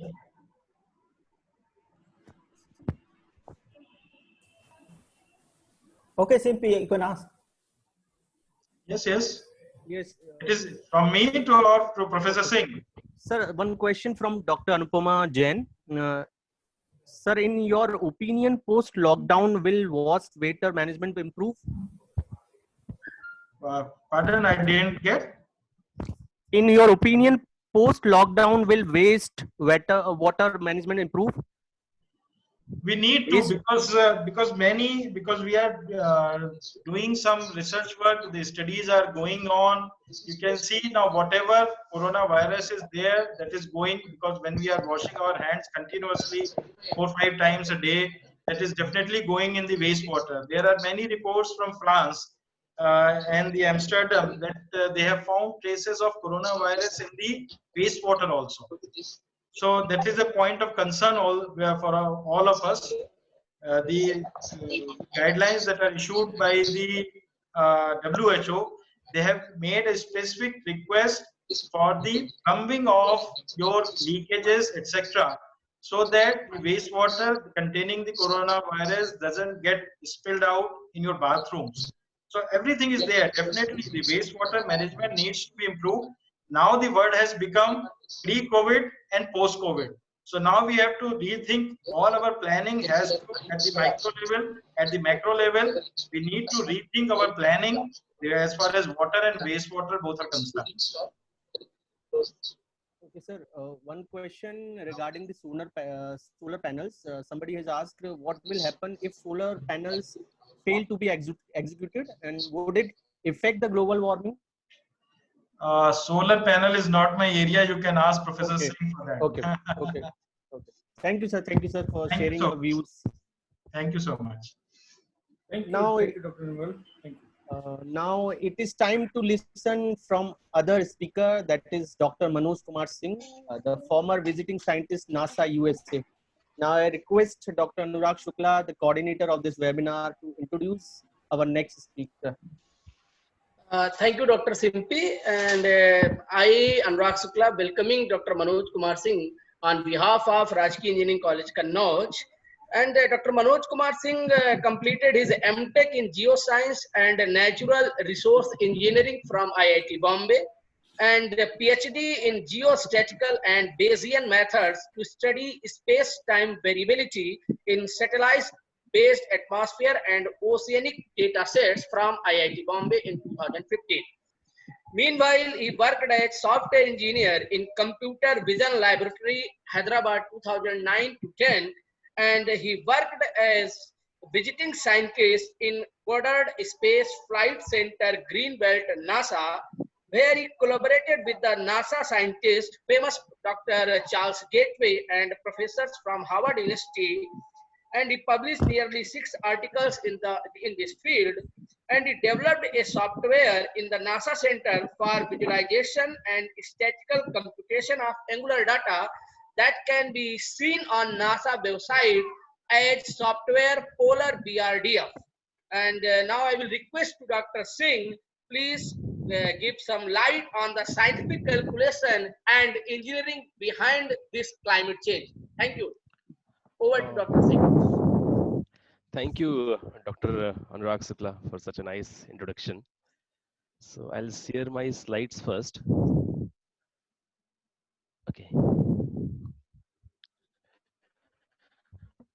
So hopefully my slides are clearly visible to all. Yeah, visible. Thank you. Okay, so I've heard from Dr. Sukla that lots of students have also joined. So they are the future leaders of our country, future scientists of our country. So a few words for their encouragement, if they want to pursue or if you want to make their careers in climate science. So what is like we study civil engineering, mechanical engineering, computer science, chemical engineering, and many other engineering branches. But at such in graduate, we never heard this climate science engineering or something like that as of now. So what is climate science and who studies and who contributes to development of theories and the tools, like in all of our mobile we see this apps, right? Mobile prediction app, precipitation, what will be temperature today, and coming week what, how much rainfall will receive, and something like this. So in general, all of us has to contribute something towards climate science. You see, we know that we are going through climate crisis at this point for last decades or so, and in coming decades it is going to be I mean, very difficult situation if we won't control this point. We don't study, I mean, at this point we are not very much familiar with our environment, our atmosphere, our oceans. We are familiar, but we have to go more ahead.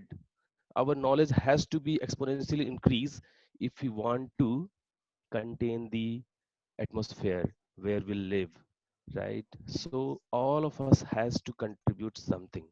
So all the engineering departments have contributed towards this. For example, computer science. So you see satellites, all the many studies in climate science, they have two parts. One is theoretical and one is observation based. So when we observe something, for example, in the next slide, you see, for example, this is one of the image from a paper published by Dr. Gautam in 2018. So this, you can see the big image, the leftmost image. Here you can see that it is actually fog, which is seen from top of the atmosphere through a satellite known as MODIS. So you can see here that there is a widespread fog over North India, but there are a few patches. You can see this red dots, and nearby you can see some patches, right? So like this is over Delhi, there is a hole, and you see there the Patiala, Ludhiana, Jalandhar, Amritsar, and over Lahore. So over cities there are some patches. So our study starts with this kind of observation. So lots of satellite-based data are, or your daily terabytes of images are being created.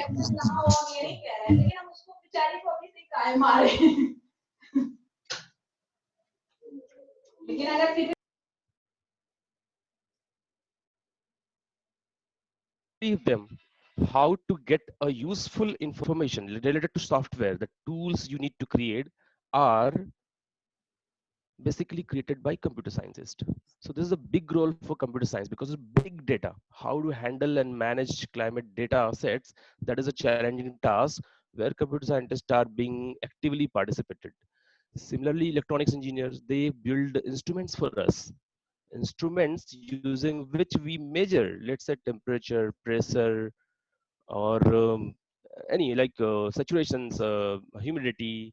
So lots of climatic parameters we measure through instruments. These instruments are being made by electronics and electrical engineers. Similarly, mechanical and aerospace engineers. So all the fluid, like atmosphere is a fluid, so air is a fluid. We study ocean science. So oceanography is again the study of fluid. So fluid science or fluid dynamics and fluid mechanics are studied by mechanical and aerospace engineer. Of course, mathematicians and physicists also study these things. So all in all, it is a multidisciplinary subject. All of us contribute some way or the other, and we all have to contribute if we want to study our climate in a better way. All right, so next image you see, this is image taken from same sensor Modi's satellite. Sensor name is Terra. So it is approximately 10:30 a.m. on June 9, 2003.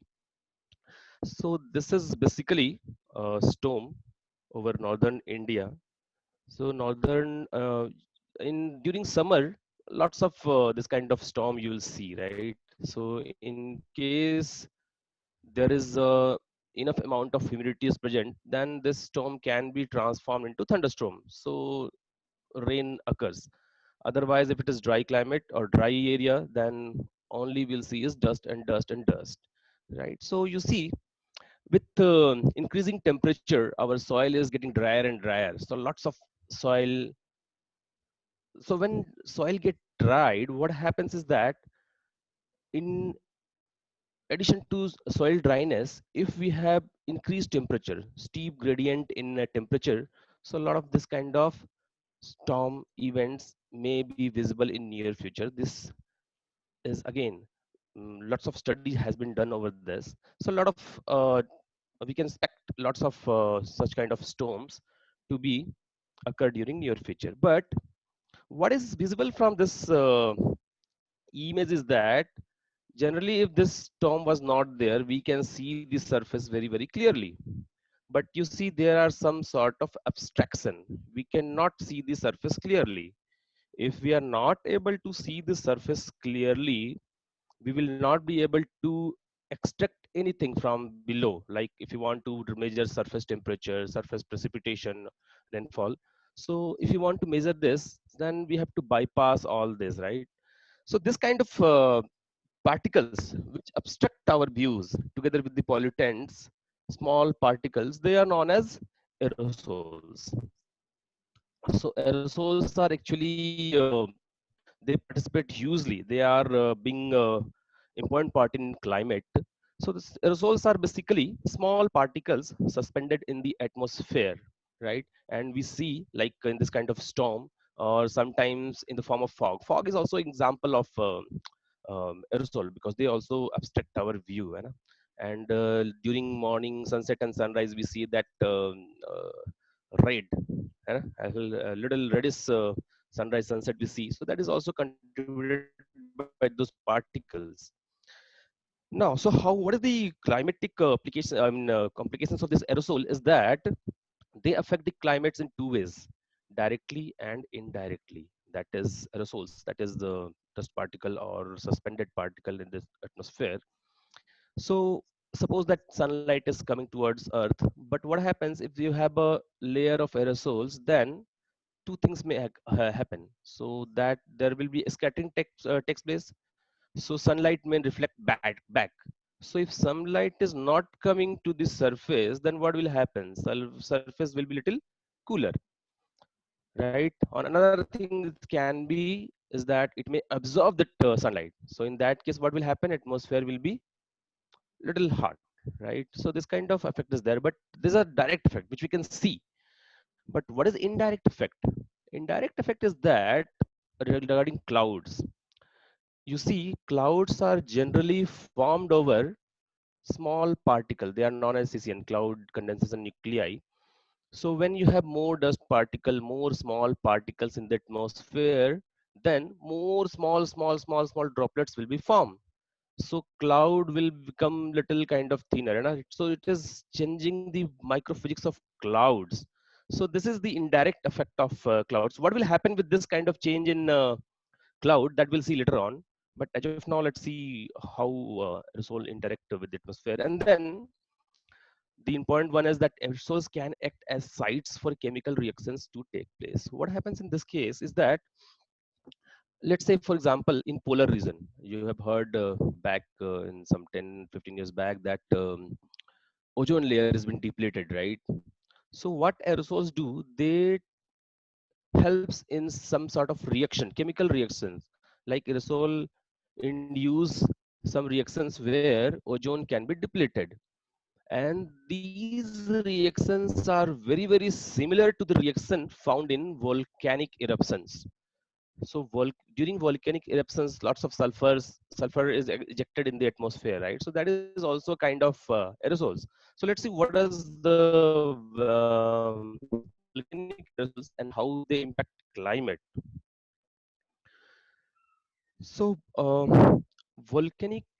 during volcanic eruptions, sulfur dioxide gas is erupted, right? It is ejected into the atmosphere. This may in turn be changed into sulfuric acid over the stratosphere in few weeks to few months after eruption, within a month or two, or maybe 5-6 months. In fact, in 2 years it circles around whole globe. That is, once a eruption take place, for 2-3 years the ejected particles are remaining in the atmosphere, that too at the top of the atmosphere, I mean top of the troposphere, in the stratosphere. So what happens with this kind of eruption? Look, so suppose that, for example, we'll see this eruption of Mount Pinatubo in 1991, which is situated in Philippines. So 1991, huge eruptions took place. And what happens in 1993, we found that our atmosphere, our surface is little cooler than the 92, 91, 93, 95. This kind of observation has been noted. And it is, some studies has reported that the cooling of the year 1993 may be due to this volcanic eruption, because the erupted sulfur has covered entire globe. We cannot see, but we can see the effect, right? So this is the amount of climatic change volcanic aerosols can also do. Then of course we have desert dust. What desert dust do is that they absorb sunlight. Sometimes they may also reflect, but when we absorb sunlight, what happens that that nearby atmosphere, that become warmer, and what it does is that it suppresses the storm cloud, so there is no rain. If they have thunderstorm clouds, then rain occurs. Once rain occur, all the aerosols from the atmosphere, they come down to the surface, so cleaner atmosphere we see. But in case of no thunderstorm, what will happen?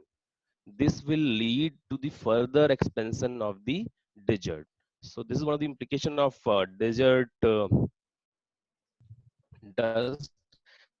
These are all natural dust. Volcano, it is natural, right? And then desert dirt, this is also natural. Another example of natural aerosols are sea fog and sea salt. When we see some fog kind of event in over ocean or over sea, then we see that they are actually induced by sea salt aerosols, right? Now, so human-made aerosols, this is basically pollutants, right? So that is most of the pollutants, they are in the form of sulfate aerosols, and they are due to the burning of coal and oil.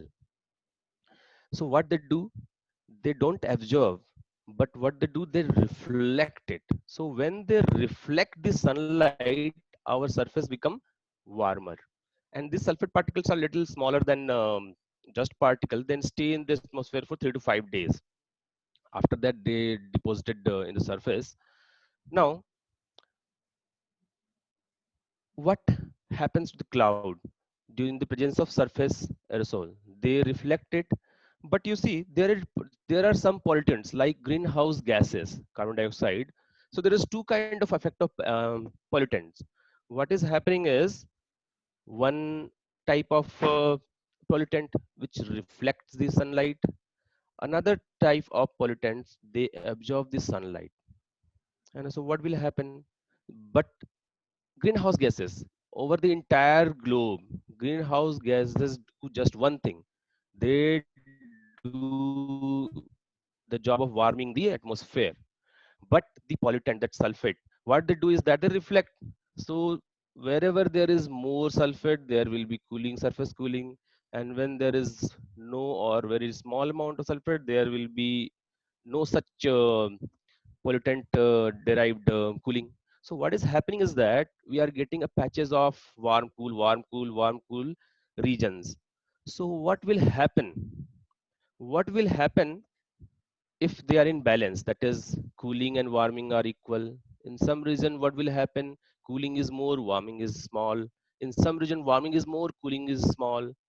So such kind of effect is not studied, and they are not at its satisfactory level. So we lack in this kind of study. We have to develop our study in this kind of interaction between the pollutants and the atmosphere and their heating cooling pattern. So this is the effect of human made aerosol, and what are the studies we need to do, that also we should think. Okay, so this is about aerosol. But when we do study, what we do statistical analysis, we observe something. Only visual pattern will not do anything. We have to get some useful information in terms of modeling. So model, we need to put data. And aerosol visual information, we can see, okay, fine, this is dust, and this is there dust, so more aerosol is there. But in general, some number we have to put in the model. So these numbers are given by aerosol optical depth. So basically, aerosol optical depths are a number which gives you the extension of the solar beam by dust and haze. This means that if there is some more dust in some place, then value of AOD will be more. And if there is small, very clean environment, then AOD will be very small.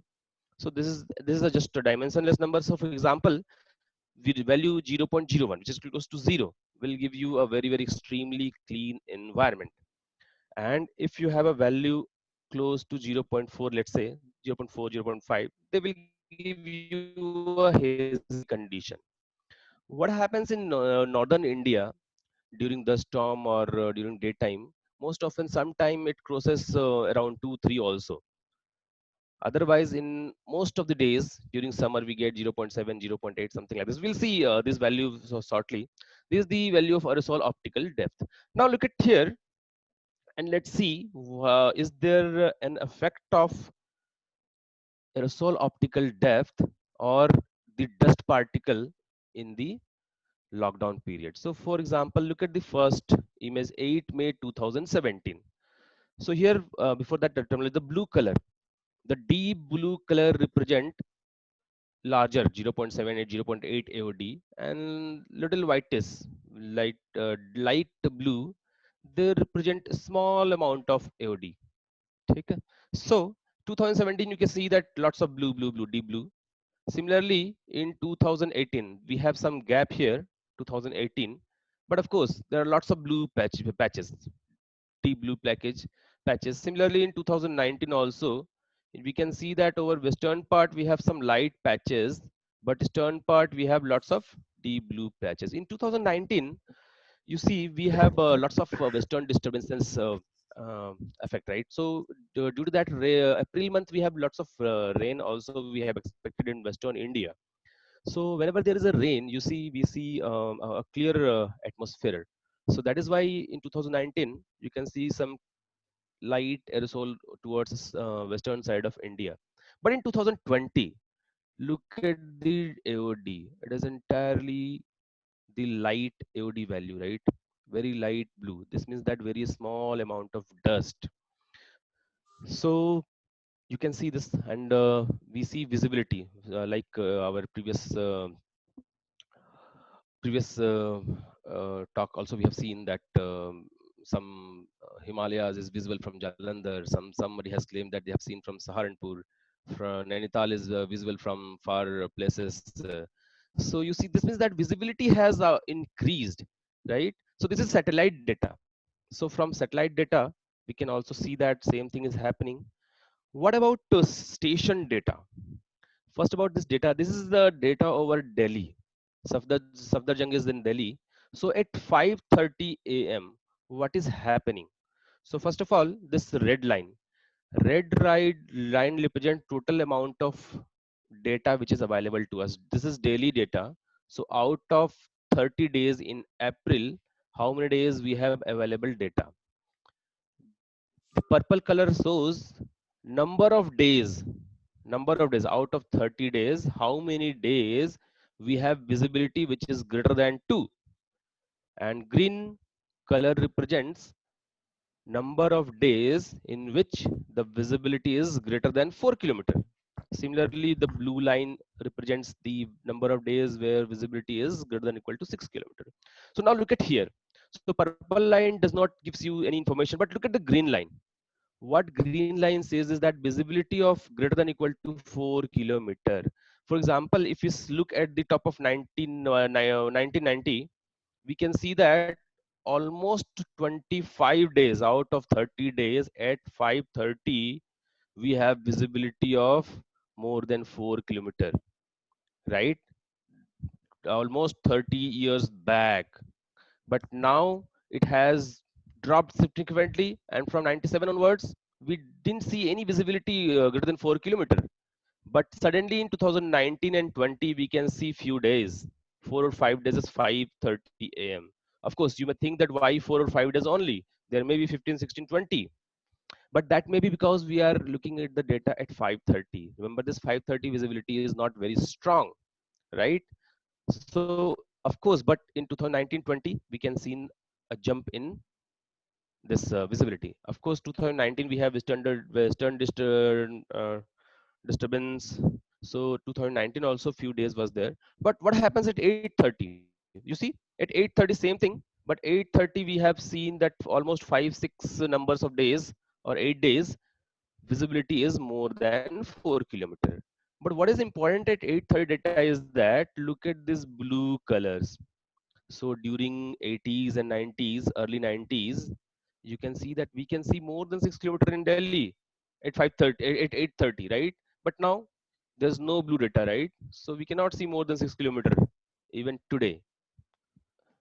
What about 11:30? 11:30 visibility has increased considerably. Look at here. In 2020, almost it is what we have 25 years back, 97. What we can see in that line, 2020 data is there. So today the visibility is comparable with 20 years back, right? What is important thing about 11:30 data is that look at the blue lines. So 11:30, almost 20 years back also we could have seen more than 6 kilometer, but now still we cannot see more than 6 kilometers. So at night time also you can see that night time generally visibility more than 6 kilometers is not uh, required. I mean, we cannot see, but look at here the green jump. So again, you see visibility has increased even at night time as well. Is it the same thing is happening at Lucknow as well? Look at the Lucknow data. At Lucknow also we can see that there is sharp jump from 2019 to 2020. You can see that we have almost no data in 2019, but 2020 you can see that almost 22 days we have visibility more than 6 kilometer, right? Similarly at 8:30 huge jump. Similarly at 11:30 almost you can see that 11:30, 30 out of 30 days we have visibility of more than 4 kilometer. So this is the visibility we see in terms of what is visible, but this is in terms of data. Data shows that this is actually true, what we see in heard here in the news, right? Similarly at night time also you can see the visibility. Now the question is it is it this happening everywhere in India, or maybe in everywhere in northern India? So look at the data for Patna. In Patna, you see, we don't see such kind of thing. Hai na? In 2020, you see, we didn't see anything at 5:30. Similarly, you see at 8:30, it has dropped in compared to 2019. Similarly, at 11:30, we didn't see much improvement. Similarly, at 8:30, there is no such improvement. So you see, visibility is increasing, but maybe towards western side of India, but in eastern side, visibility may not increased as expected. So you can conclude two things is that either there is no effect of lockdown in eastern India, or maybe that some other climate parameters are there which are affecting you. Straight away, we cannot conclude that lockdown is not being followed there. There may be some climate, maybe some dust, something. Okay. So what is happening globally? I mean, note this that western part we have noted that visibility is increased, but eastern side we have seen that visibility is not so increased. Same thing you can see from the satellite data globally. Look at over India. So these are the red patches means AOD greater than 0.7. You know? So where you can see more dust or something. So you can see over India in the Indo-Gangetic plain. In eastern side, you can see the red patches. But over the western side, we don't see such red patches in 2020. This is the monthly data of April 2020. Right? Similarly, if you look at 2019 data, you can see still that but redness has increased, right? Look here, 2020, 2020, then 19, redness increase. Then 18, you can see more red patches in the IGP. Similarly, in 2017, you can see more red patches. Red patches mean more dust. This means that in 20, we definitely have less amount of dust or less amount of pollutants, right? So this data also shows that visibility has increased, the amount of dust over the northern India has decreased, right? Okay, now what is the effect over monsoon rainfall? Will there be effect on the monsoon rainfall? You see, aerosol and monsoon are related according to many studies, but how they are studies, how they are related, and if this lockdown has any impact or not. To know this, we have to understand some of the phenomena of monsoon. So you are already familiar with monsoon onset, right? Generally on 1st June, we expect monsoon winds to hit Kerala coast. Then, of course, there is lots of study has to be done over onset. Before that, you see, in winter, during western disturbances, lots of mobile apps shows that tomorrow there will be rain. And we see that, of course, what they predict turns out to be true. We see the rain because our knowledge about western disturbance is very clear. I mean, at this point we are at advanced state, we know lots of things about, of course many things we do not know, but we are able to predict in better way during winter rain, which is affected by western disturbances. But come to monsoon, we don't have much knowledge yet. We have studied so many things, of course so many things we know about monsoon, but still lots of things has to be known. Sometimes you know that meteorological department, they predict that this time will be normal rain, but we don't find. They will say no rain, but sometimes rain occurs. Prediction is not stable during monsoon, so a lot of study needs to be done. For example, about onset, they say 1st April monsoon will hit Kerala, but sometime it is 3 4 and sometime before, something like this. So studies need to be done over onset. What is the monsoon strength? This will be normal, below normal, or above normal. Monsoon retreat period, when monsoon will retreat, something like this. So all accurate predictions we need to study. We need to understand the monsoon mechanism in better way. This is what we have to do. And of course we know that El Ninos in um, inso affects monsoon, right? El Nino, La Nina, these are the things, they affect our monsoon. So El Nino, La Nina, both are basically related with the warming and cooling of the Pacific Ocean. You see, warming and cooling of Pacific Ocean, they affect our monsoon in India, right? Okay. So El Nino is basically warming. La Nina is basically cooling of the Pacific Ocean. In El Nino years, generally it happens that rainfall is reduced, and in La Nina years, Generally it is, we see that monsoon rain has increased, but it is not always true. You see that during 1997, 1988, there was a strong El Nino, but we didn't see any draw. And in fact, not even normal. We have seen above normal rain in that time. Similarly, during 2002, we have a weak El Nino, so we are supposed to be little weak. It was not very strong. Very weak El Nino was not there.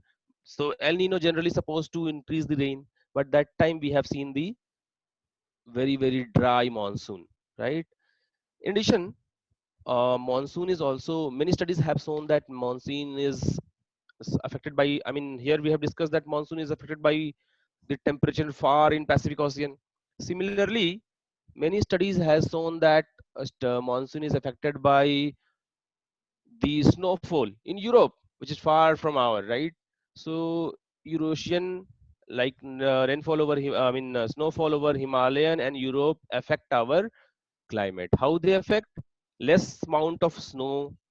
We already know that there is contrast in temperature in land and ocean that actually drives monsoon, right? So whenever we have a less snow cover, this means that we will get a warmer Indian subcontinent, right? So in that case, we should expect stronger monsoon. Okay, back to the El Nino and La Nino. So we have seen that El Nino generally occurs, brings less amount of rain, but it is not necessary that whenever there is El Nino, we will not get rain. So El Ninos are also actually different El Nino. Look at this diagram. What happens during El Nino? I mean, this is normal condition. What happens is that there is a upward side of this circulation is known as Walker circulation. What happens is that near the maritime countries there is a upward flow of mass in the atmosphere. Then there are two downwards current. So one is toward left and another is right. So this is normal condition of Walker circulation. But what happens is that during El Nino, what happens? Look at the South America coast of Peru. There is a increase in temperature, and I mean ocean surface temperature, and that goes till equator, and it is goes towards Indonesia, right? It is just slight right of Indonesia till here it goes during El Nino, and warmer ocean is there, so we'll see a little change shift in El Nino condition. Look at here. So in neutral condition, this upward side is here, but in El Nino condition, this is here. So with this condition, the downward side, this affects the monsoon. So the low pressure region shifts away from the Indian subcontinent. So what happens in this case? Monsoon, strength of the monsoon weakens. But during La Nina, what happens? This is cool atmosphere, cool ocean we see, and warmer part is nearby the maritime country. So what happens is that there is a upward part you can see over this, and some part is also over India as well. So in this case, we see this the rainfall increases with this kind of condition. Okay. All right. So these are the non-conditions. So how aerosol and rainfall. So I'll just take another 5 minutes and I'll try to compute these two slides. These are very important slides. So what happens is that whenever we increase the aerosol loading, that is the amount of dust is increased in the atmosphere. What happens? To form clouds, we need lots of particle. So whenever there is more amount of dust, more amount of cloud particle will see. So their number will increase. So with this, two things happens. Some studies shows that rainfall increases. Some studies says that rainfall decreases. This means that we get abrupt kind of things. Some places intensification of rain will see, and some places no rain at all, or very small amount of rainfall we will see, right? So this kind of changes abruptly, we do not know. So you can see that, for example, during some normal monsoon, we see that some places lot of rain occurs and we see floods, but some places we see no monsoon at all, right? Like last 2-3 years we can see that parts of Bihar they dried up, even in normal rain. But Madhya Pradesh, Rajasthan, even Gujarat, they receive big amount of rain, right? So this kind of thing may happen. Okay, so before that, this slide, when we see La Nina and El Nino, we can see that they don't have any effect of aerosol or dust particle or pollution. So this means that if this year we have lockdown, reduction in pollution, this means that they indicate that there will be no changes in monsoon pattern, right? They don't affect anything over La Nina and El Nino or monsoon, right? But thing is not so straight. Look at this aerosol rainfall relation. So as we say that aerosol can intensify the rainfall or they can subside the rainfall. ठीक है? Okay. So once this happen, that I mean there are some studies. For example, Tibetan Plateau, Taklamakan desert is there in our north of our northern side. So Tibetan Plateau, they actually in summer they heats up. So what happens that when they heats up, they shifts the rainfall towards northern part, more northern part. So what happens is that Indian monsoon rainfall regions towards southern side or middle of central India, they may receive small amount of rainfall. This is according to one study. That is, this intensify the northern shift of Indian monsoon and will see reduced amount for Indian summer monsoon region, that is central region. Now, second school of scholars, what they see is that aerosol loading, that is dust over the atmosphere, they reduce the sunlight, so surface may get cooler. So when surface is cooler, there will be gradient, that is land and ocean gradient is smaller, so rainfall will be reduced. But what will happen is that once surface is reduced, temperature is reduced, but atmosphere will be heated up because they absorb the sunlight. When atmosphere is heated, what they do, they draw more moisture from the atmosphere. So what happens is that in the second active phase of monsoon, they draw more rainfall. And this is one of the reason why they claim is that abruption, that is abrupt distribution. Earlier monsoon was very uniform, slow gradient of monsoon rainfall, but now it is abrupt. Somewhere it is intensification of rain, somewhere very small amount of rain in nearby locations. So this kind of thing is also visible in rainfall pattern. So some study also says that absorbing aerosols, that is what aerosol pollutants basically, and dust over northern Indian region, what they do is that they affect INSO as well. So what will happen is that they will definitely impact the monsoon. I mean the intensification of INSO. That means if you have El Nino year, then rain may reduce further because of the impact of aerosol. And during the La Nina years, impact of the monsoon will intensify. That is, monsoon rain will be more. This is what this study says, right? So, but what is happening is that this year we have uh, we seen the report from IMD that they have expected normal rainfall, no El Nino, La Nino. So probably if this kind of condition next year we won't see.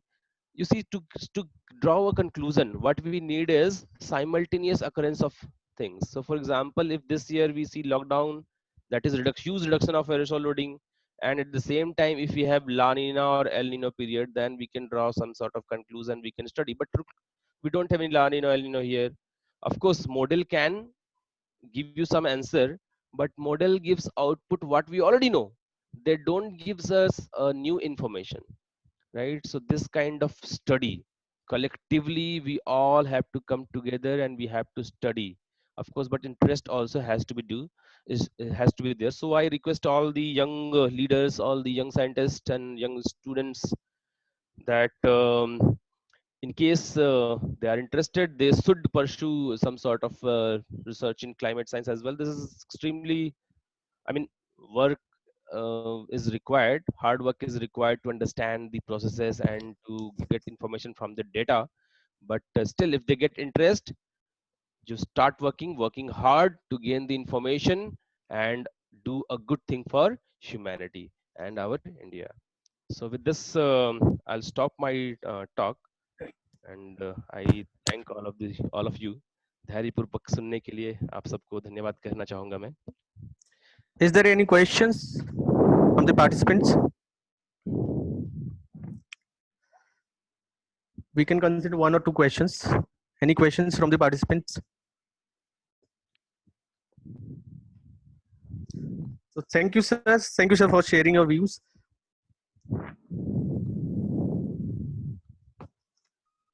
Now we are at end of this webinar. I repeat that the participants will get certificate of participation only after he or she appears in online quiz and score more than 40 marks in the same. Now I request Dr. Anurag Shukla to guide all the participants about the online quiz and feedback. Dear all, आपको कई बार information mail के through और WhatsApp group पर मैं लगातार दे रहा हूं कि आप जिनोमियो पोर्टल पर रजिस्टर कर लें, फॉलो करें जो स्टेप्स हमने आपको बताए हुए हैं. उस स्टेप्स को फॉलो करके आप वेबिनार का फीडबैक और वेबिनार की क्विज कर सकते हैं. क्विज को सबमिट करने के बाद आप रिव्यू क्विज के ऑप्शन पर जाएंगे. वहां रिव्यू क्विज के बाद आपको गेट सर्टिफिकेट का एक ऑप्शन मिलेगा, जिस पे क्लिक कर देने से आपको सर्टिफिकेट मिल जाएगा. अगर आपके marks, if your marks is less than 40%, then you have second chance to attempt the quiz, and for certificate purpose you will get some hint after attempting first time quiz. If you are not able to generate quiz due to less marks, you will get some hint, so you can generate your certificate in the next attempt. I hope you will follow all these instructions and will be able to generate your certificate, and please fill the feedback form so we can improve ourselves for future purpose. And thank you from my side. If any doubt, you can ask in the WhatsApp. I thank every participant for his or her kind cooperation during all these sessions. Now we are at the official end of this webinar. Invite Ravi ji for vote of thanks. I invite Dr. Ravi sir for vote of thanks. After which you need to go directly to rec.genomio.com for online quiz and feedback, just after the vote of thanks. Dr. Ravi sir. Thank you to all participants. On the behalf of the REC Kannauj, myself, Dr. Ravi Singh, extend a relative vote of thanks to our Chief Guest, Honorable Vice Chancellor, EKTU, who spent the time from his busy schedule to grace the occasion. Today we had opportunity to hear his thoughts, and this will surely be going to encourage us in the future event. I am gratitude to Director of the Institute, Dr. Patro, and Advisor of the webinar, Professor Sanjay Kumar Singh sir, and all the speakers, Professor B.R. Singh sir, Professor Nirmal Srivastava sir, Dr. Manoj Kumar Singh, special thanks for gracing the occasion and sharing their opinions today. Thank you to all organizing committee, faculties of the REC Kannauj, and respected participants gathered here. It's my privilege to propose a vote of thanks and acknowledge the contribution of those who worked really here to make the successful national webinar. Last but not least, a big thanks to coordinator of the webinar, Dr. Anurag Shukla, Dr. Simpi sir, Dr. Arun Kumar Singh sir, each one of you who made this webinar memorable for all of us. Thank you very much. Thank you. Now participants are requested to go directly to rec.genomio.com for online quiz and feedback. This is official end of this webinar. One more thing I want to add. You have 24 hours to take the quiz. Now, if you have some internet issue, you can take quiz in the evening or morning. You have 24 hours time to take the quiz. Okay, but time is 20 minutes only. For completion time for quiz is 20 minutes, and the timing for quiz is 24 hours. Within 24 hours, you have to take the quiz and generate your certificate. Okay, thank you. Thank you, everyone. Whenever we get the slides, we will share on the WhatsApp group. And if it would be feasible to share the recordings of the sessions, we will also share that on through Google Drive or anything else which is convenient. Thank you, everyone. Excuse me, sir. Excuse me, sir. हाँ बोलिए बोलिए ma'am. Sir, actually there was some internet issue, so there few more participants could not understand the process. So what we all have to do after this webinar, sir? Simply, sir. Have you received the mail? Yes, I have got the mail. So everything is mentioned in that mail that you have to create an account on the genomio.com for the online quiz.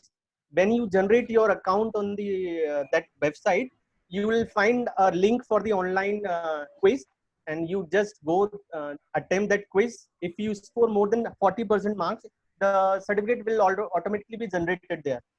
Okay, thank you, sir. Thank you. Simply, sir. Yes. I'm also thankful to Professor Neelam Srivastava, ma'am. She is present here. Mr. Pratyush Srivastava, thank you to all.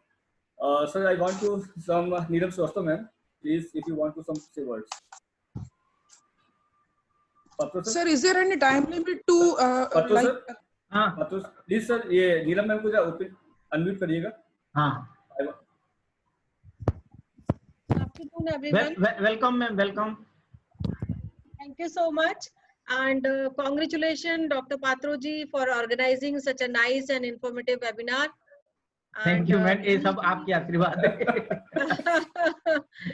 नहीं, it's a very good, very informative webinar, and credit goes to all organizing committee, especially to Ravish ji and हमारे जो दो अनमोल रतन है, अनुराग and Shimpi. Thank you, madam. Thank you, madam. Both of you, you are very important pillar of Kannauj. Thank you, madam. Always do good. That's the only thing I can say at present, and I'm overwhelmed to see all this going on in Kannauj. So my best wishes and blessing to all of you for the upcoming time. This COVID is a very hard time for everyone. So be safe and be alert also from whatever thing going on in the surrounding are very depressing also. So keep pampering each and everyone near to you. Whatever you can do, whatever help you can extend, you can do. I'm continuously seeing this Kannauj news also. So sometime, I mean, the patients are increasing, sometime decreasing. So that is also a very, you can say, alarming thing. But it's the time, it's the problem is with the entire world. So we can't help it. We have to only see and be vigilant. So again, thank you. Thank you all for giving me the opportunity to share my views to all of you. Thanks a lot. Thank you, ma'am. Thank you for your blessing. Patu sir. Sir, one more thing I would like to ask. Patu sir, please. Patu sir, I want to invite to Pratyush Srivastava sir. Please unmute the for the some sharing. Sir, I think one participant is asking something. Yes, ma'am. Okay, sir. Sorry to disturb you. I Okay, no problem. apologize. But one thing I need to ask, and a few other people have their doubts. Sir, is there any time limit to create the account? No, there is no time limit. Actually, whenever you create the account, it is, I think, up to tomorrow morning that you can be appear in the exam. And whenever you create that account, you just go through the quiz. But up to tomorrow morning. Thank you. And it was very wonderful experience, sir. Thank you so much. Thank you, madam. Thank you, madam. The link for the online quiz will be started at 1:50, after 1:50 p.m. Sorry. Ravi ji, what is about the feedback? Feedback form have you distributed? It is also available on the website. Genomio. It is also available on the Genomio. Pratyush sir, just sharing a few words. Sir, thank you so much for giving some positivity in this environment. Am I audible to everyone? Sir, am I audible? You are audible. Okay, because the news is coming around, all the inputs are very, as ma'am said, Neelam ma'am said, the news are coming very depressing and very negative. So in this environment, people showed us few positive things also, which is a quite good experience, quite fresh experience. Apart from that, it's definitely a very learning experience for me also. Since I'm not from very much scientific background, I'm from management background. I'm management graduate. So but for a layman level, it's very simple language, very well explained. And thank you so much, Ravish sir, for giving such an opportunity to interact with such eminent scholars and scientists of the country. Thank you so much, ma'am, and thanks for all the organizing committee who has taken a lot of pain to conduct this sort of technical, know-hows to do all these things. And I really love to have some more such webinars in the coming sessions. And it was really a nice view on environmental changes, especially listening with, Bharat sir is, in fact, I think for everybody, in fact, it's a lifetime achievement. So thank you so much. Thank you. Sir, Patro sir, just मैं Dhananjay sir को और भी आप Dhananjay sir को unmute करिएगा. Just I want to invite the Dhananjay sir for few sharing words. Dhananjay sir. Dhananjay Singh, हाँ जी.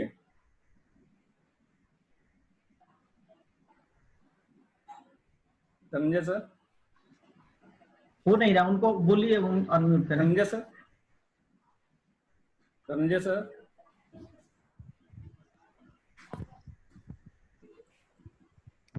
Hello Dhananjay sir. नहीं sir. Sanjay sir. Sanjay ji है क्या? धनंजय सर आगे. धनंजय सर प्लीज कुछ शब्द. अच्छा, अरे वेलकम सर, वेलकम सर. आप अनम्यूट करिएगा. धनंजय सर आप. Yes sir. अभी am I audible? हाँ, audible. Thank you, sir. Audible and visible, sir. Both. Good afternoon, Patra sir. Good afternoon, sir. And thank you so much for organizing such nice and excellent webinar, which I have attended in from morning. And every information provided by every speaker was very nice, sir. And that was very informative. And first lecture, Dr. Bharat Raj Singh, how climate is behaving with this corona behavior. So I think it is very great effort of Director Sahab, Ji, and especially I thank to Ravish Kumar Singh Ji for inviting me and giving me opportunity to register in this webinar. So I again congratulate to team of your college, sir, and especially thank to VC sir who gave so much nice lecture in the morning. And each and everyone is thankful for this courageous step of organizing such webinar. And thanks again, Dr. Ravi sir and all team. Everyone was visible in the morning. Arun Kumar Singh ji, Patro sir, and Neelam madam also.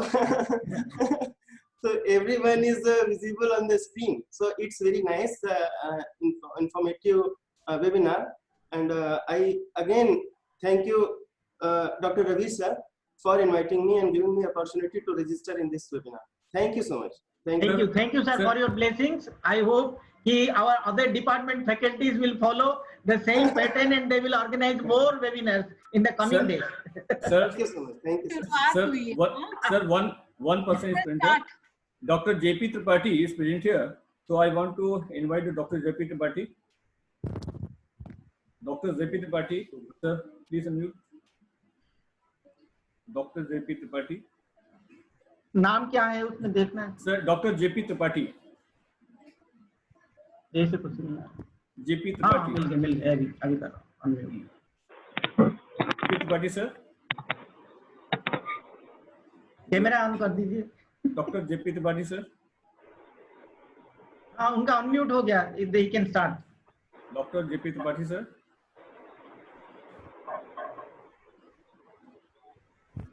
Actually, he is joining from the Jharkhand. Right now, he is professor in the Jharkhand. अच्छा. I repeat for the participants.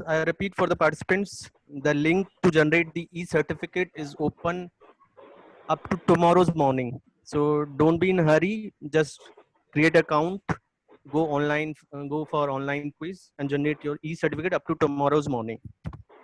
Arun sir रह गए कुछ. Arun sir की तरफ से sir ले लीजिएगा. पात्र सर, अरुण सर कोई कुछ दो शब्द.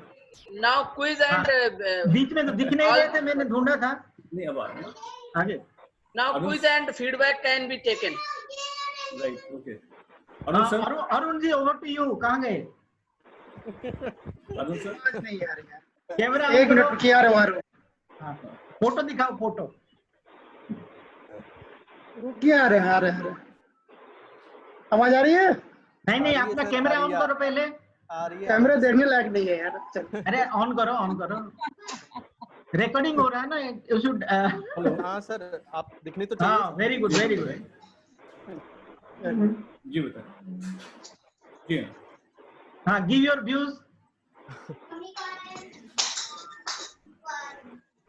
जिनोमियो.com हाँ जी। नहीं गूगल पे नहीं जाइएगा, अरुण जी दो शब्द बोलिए कन्वेनर को थैंक लेटर में आपको लिंक दिया हुआ जिनोमियो का, आप उसी लिंक से एंटर करिएगा तो आप व्हाट्सएप पे हैं क्या? गुड आफ्टरनून नीलम मैम। आप व्हाट्सएप पे हैं? अगर आप व्हाट्सएप ग्रुप नहीं आपने जो धनंजय भाई व्हाट्सएप का उसमें है आप? रवीश जी और पूरी ऑर्गेनाइजिंग टीम, संतोष त्रिपाठी जी और जो भी लोग हैं जिनको मैं पहचान नहीं पा रहा हूँ, सभी लोगों को बहुत ही रिलेवेंट वेबिनार कराए रवीश जी ने और पत्रों जी का सहयोग एज यूजुअल मिलता ही रहा। पूरे कल से लेकर परसों तक टेस्टिंग कर ही रहे थे कि कहीं कोई प्रॉब्लम ना आ जाए। उम्मीद है कि कल ने बात की है सुनी जी के साथ, कल हमारी बात हुई थी, तो हम लोग नेक्स्ट वीक में कोई एक वेबिनार कराएंगे प्लेसमेंट को रिलेटेड लेके कोई। अभी उस पर प्लानिंग चल रही है, हमारी वायन सिंह सर से बात हुई है, अभी एक दो लोगों से अगर और बात हो जाती है तो नेक्स्ट वीक में सैटरडे को हम लोग कराएंगे, लेकिन अभी फाइनल नहीं है इसलिए मैंने उसको ओपन नहीं किया है। वैसे जो भी वेबिनार था और उम्मीद करते हैं कि रवि जी एक दो और ऐसे और वेबिनार करा दें क्योंकि ये ज्यादा रिलेवेंट है, कम से कम हम लोग में कुछ पॉजिटिविटी तो आ ही रही है इसको सुन के।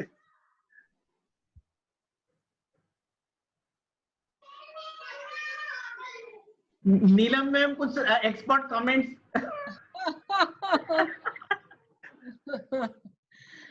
नहीं कहूंगी इंटरनेशनल कॉन्फ्रेंस जैसा नहीं हो, it's a beginning and it should go on and on.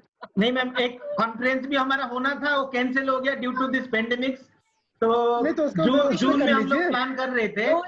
No issues I know Kannauj की फैकल्टी में बहुत पोटेंशियल है एंड इतने एडवांस सर्कमस्टेंसेस में हम लोग 3 सालों में जितना करके आए हैं तो इट्स अ कमेंडेबल। तो वो आप लोग बहुत आगे ले जा रहे हैं, वो भी मुझे पता लग रहा है। And this webinar is one example जिसमें कि इतने कम टाइम में और सब इतनी दूर दूर बैठे हुए हैं, सर्कमस्टेंसेस भी अजीब हैं, आप लोग कर पाए, इट्स अ वेरी गुड।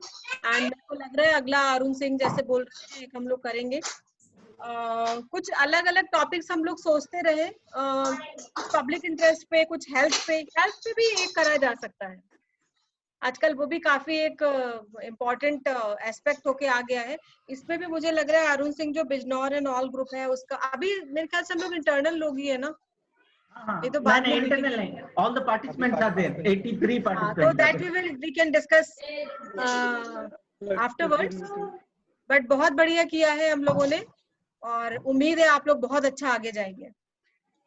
बढ़िया रहना चाहिए हमेशा आज की इंजीनियरिंग कॉलेज के अंदर, है ना। Patro sir doctor Meenakshi Lohani, doctor Meenakshi Lohani is present here. She is senior professor in the integral university. हाँ मैंने अनम्यूट कर दिया, मैंने। Meenakshi ma'am Yes sir, good afternoon sir. Good afternoon. It was very good to see you after a long time. Thank you. On a video conferencing, but it was a very nice organized seminar, sir, webinar. And the theme of this was very aptly conveyed by all the resource persons. We were having really a thought-provoking sessions. All sessions were very thought-provoking and given very good idea for all of us to have more of this academic. And this was something, again, one day fruitful of this lockdown period. I really congratulate the team of your REC Kannauj for organizing such a wonderful webinar. Many congratulations and hoping for attending some more webinars like this. Thank you, Dr. Ravish and your team. Thank you. Thank you. Thank you very much. Patu sir, Ah. just end of meeting. Okay. Thank you all for your cooperation, and thank you for successfully organizing this event. Thank you to the organizing team also, mainly Ravi ji, Simpi ji, Anurag ji, and all directly and indirectly supporting for making the event successful. Thank you. Sir, ये तो लगाई थी यार मैंने। क्या बोल रहे थे? ये डॉक्टर जेपी त्रिपाठी आ गए। डॉक्टर जेपी त्रिपाठी एक बार सर अनम्यूट करिएगा शायद। एक्चुअली काफी डॉक्टर जेपी त्रिपाठी। हाँ, उनको अनम्यूट कर दिया है। हाँ, doctor JP Tripathi. Yes, doctor JP Tripathi sir. हाँ, वाह। Thank you very much, sir. Thank you very much, Ravi sir. What experience about the webinar? I have my first webinar. I have excellent experience with you guys, and I congratulate Patro sir, बोल रहे मेरे 90% आ गए। VC sir, and all organizing committee members. It's a wonderful experience and very thought-provoking in this pandemic situation, and I congratulate all of you. Thank you very much. अरे तुम्हें मालूम थोड़ी था, वो तुम्हें फीडबैक वो भर रही थी मैं, वो जो 3 बार Actually, most of the people know me, but some people don't know me. I'm Dr. JP Tripathi, Assistant Professor, Patna University. क्या था तेरा पहला? Meenakshi ma'am, please. Meenakshi ma'am. Seasons occur because. Meenakshi ma'am, Meenakshi ma'am. जी सर। आप प्लीज अपना mic mute कर लीजिएगा। अच्छा, please please. Okay okay. Thank you, sir. Doctor Tripathi. Thank you very much, sir, giving me such a great opportunity in this webinar. First time I will attend any such type of webinar, but this webinar is excellent, I think. Very thought-provoking. The lecture of Professor B.R. Singh and Manoj sir and all the speakers is excellent. And I have a wonderful experience and congratulate all the team members of organizing committee, including the Vice Chancellor of AKTU and Director Patro sir, and mainly my elder brother and colleague Professor Ravi sir. Thank you very much. Thank you. Thank you.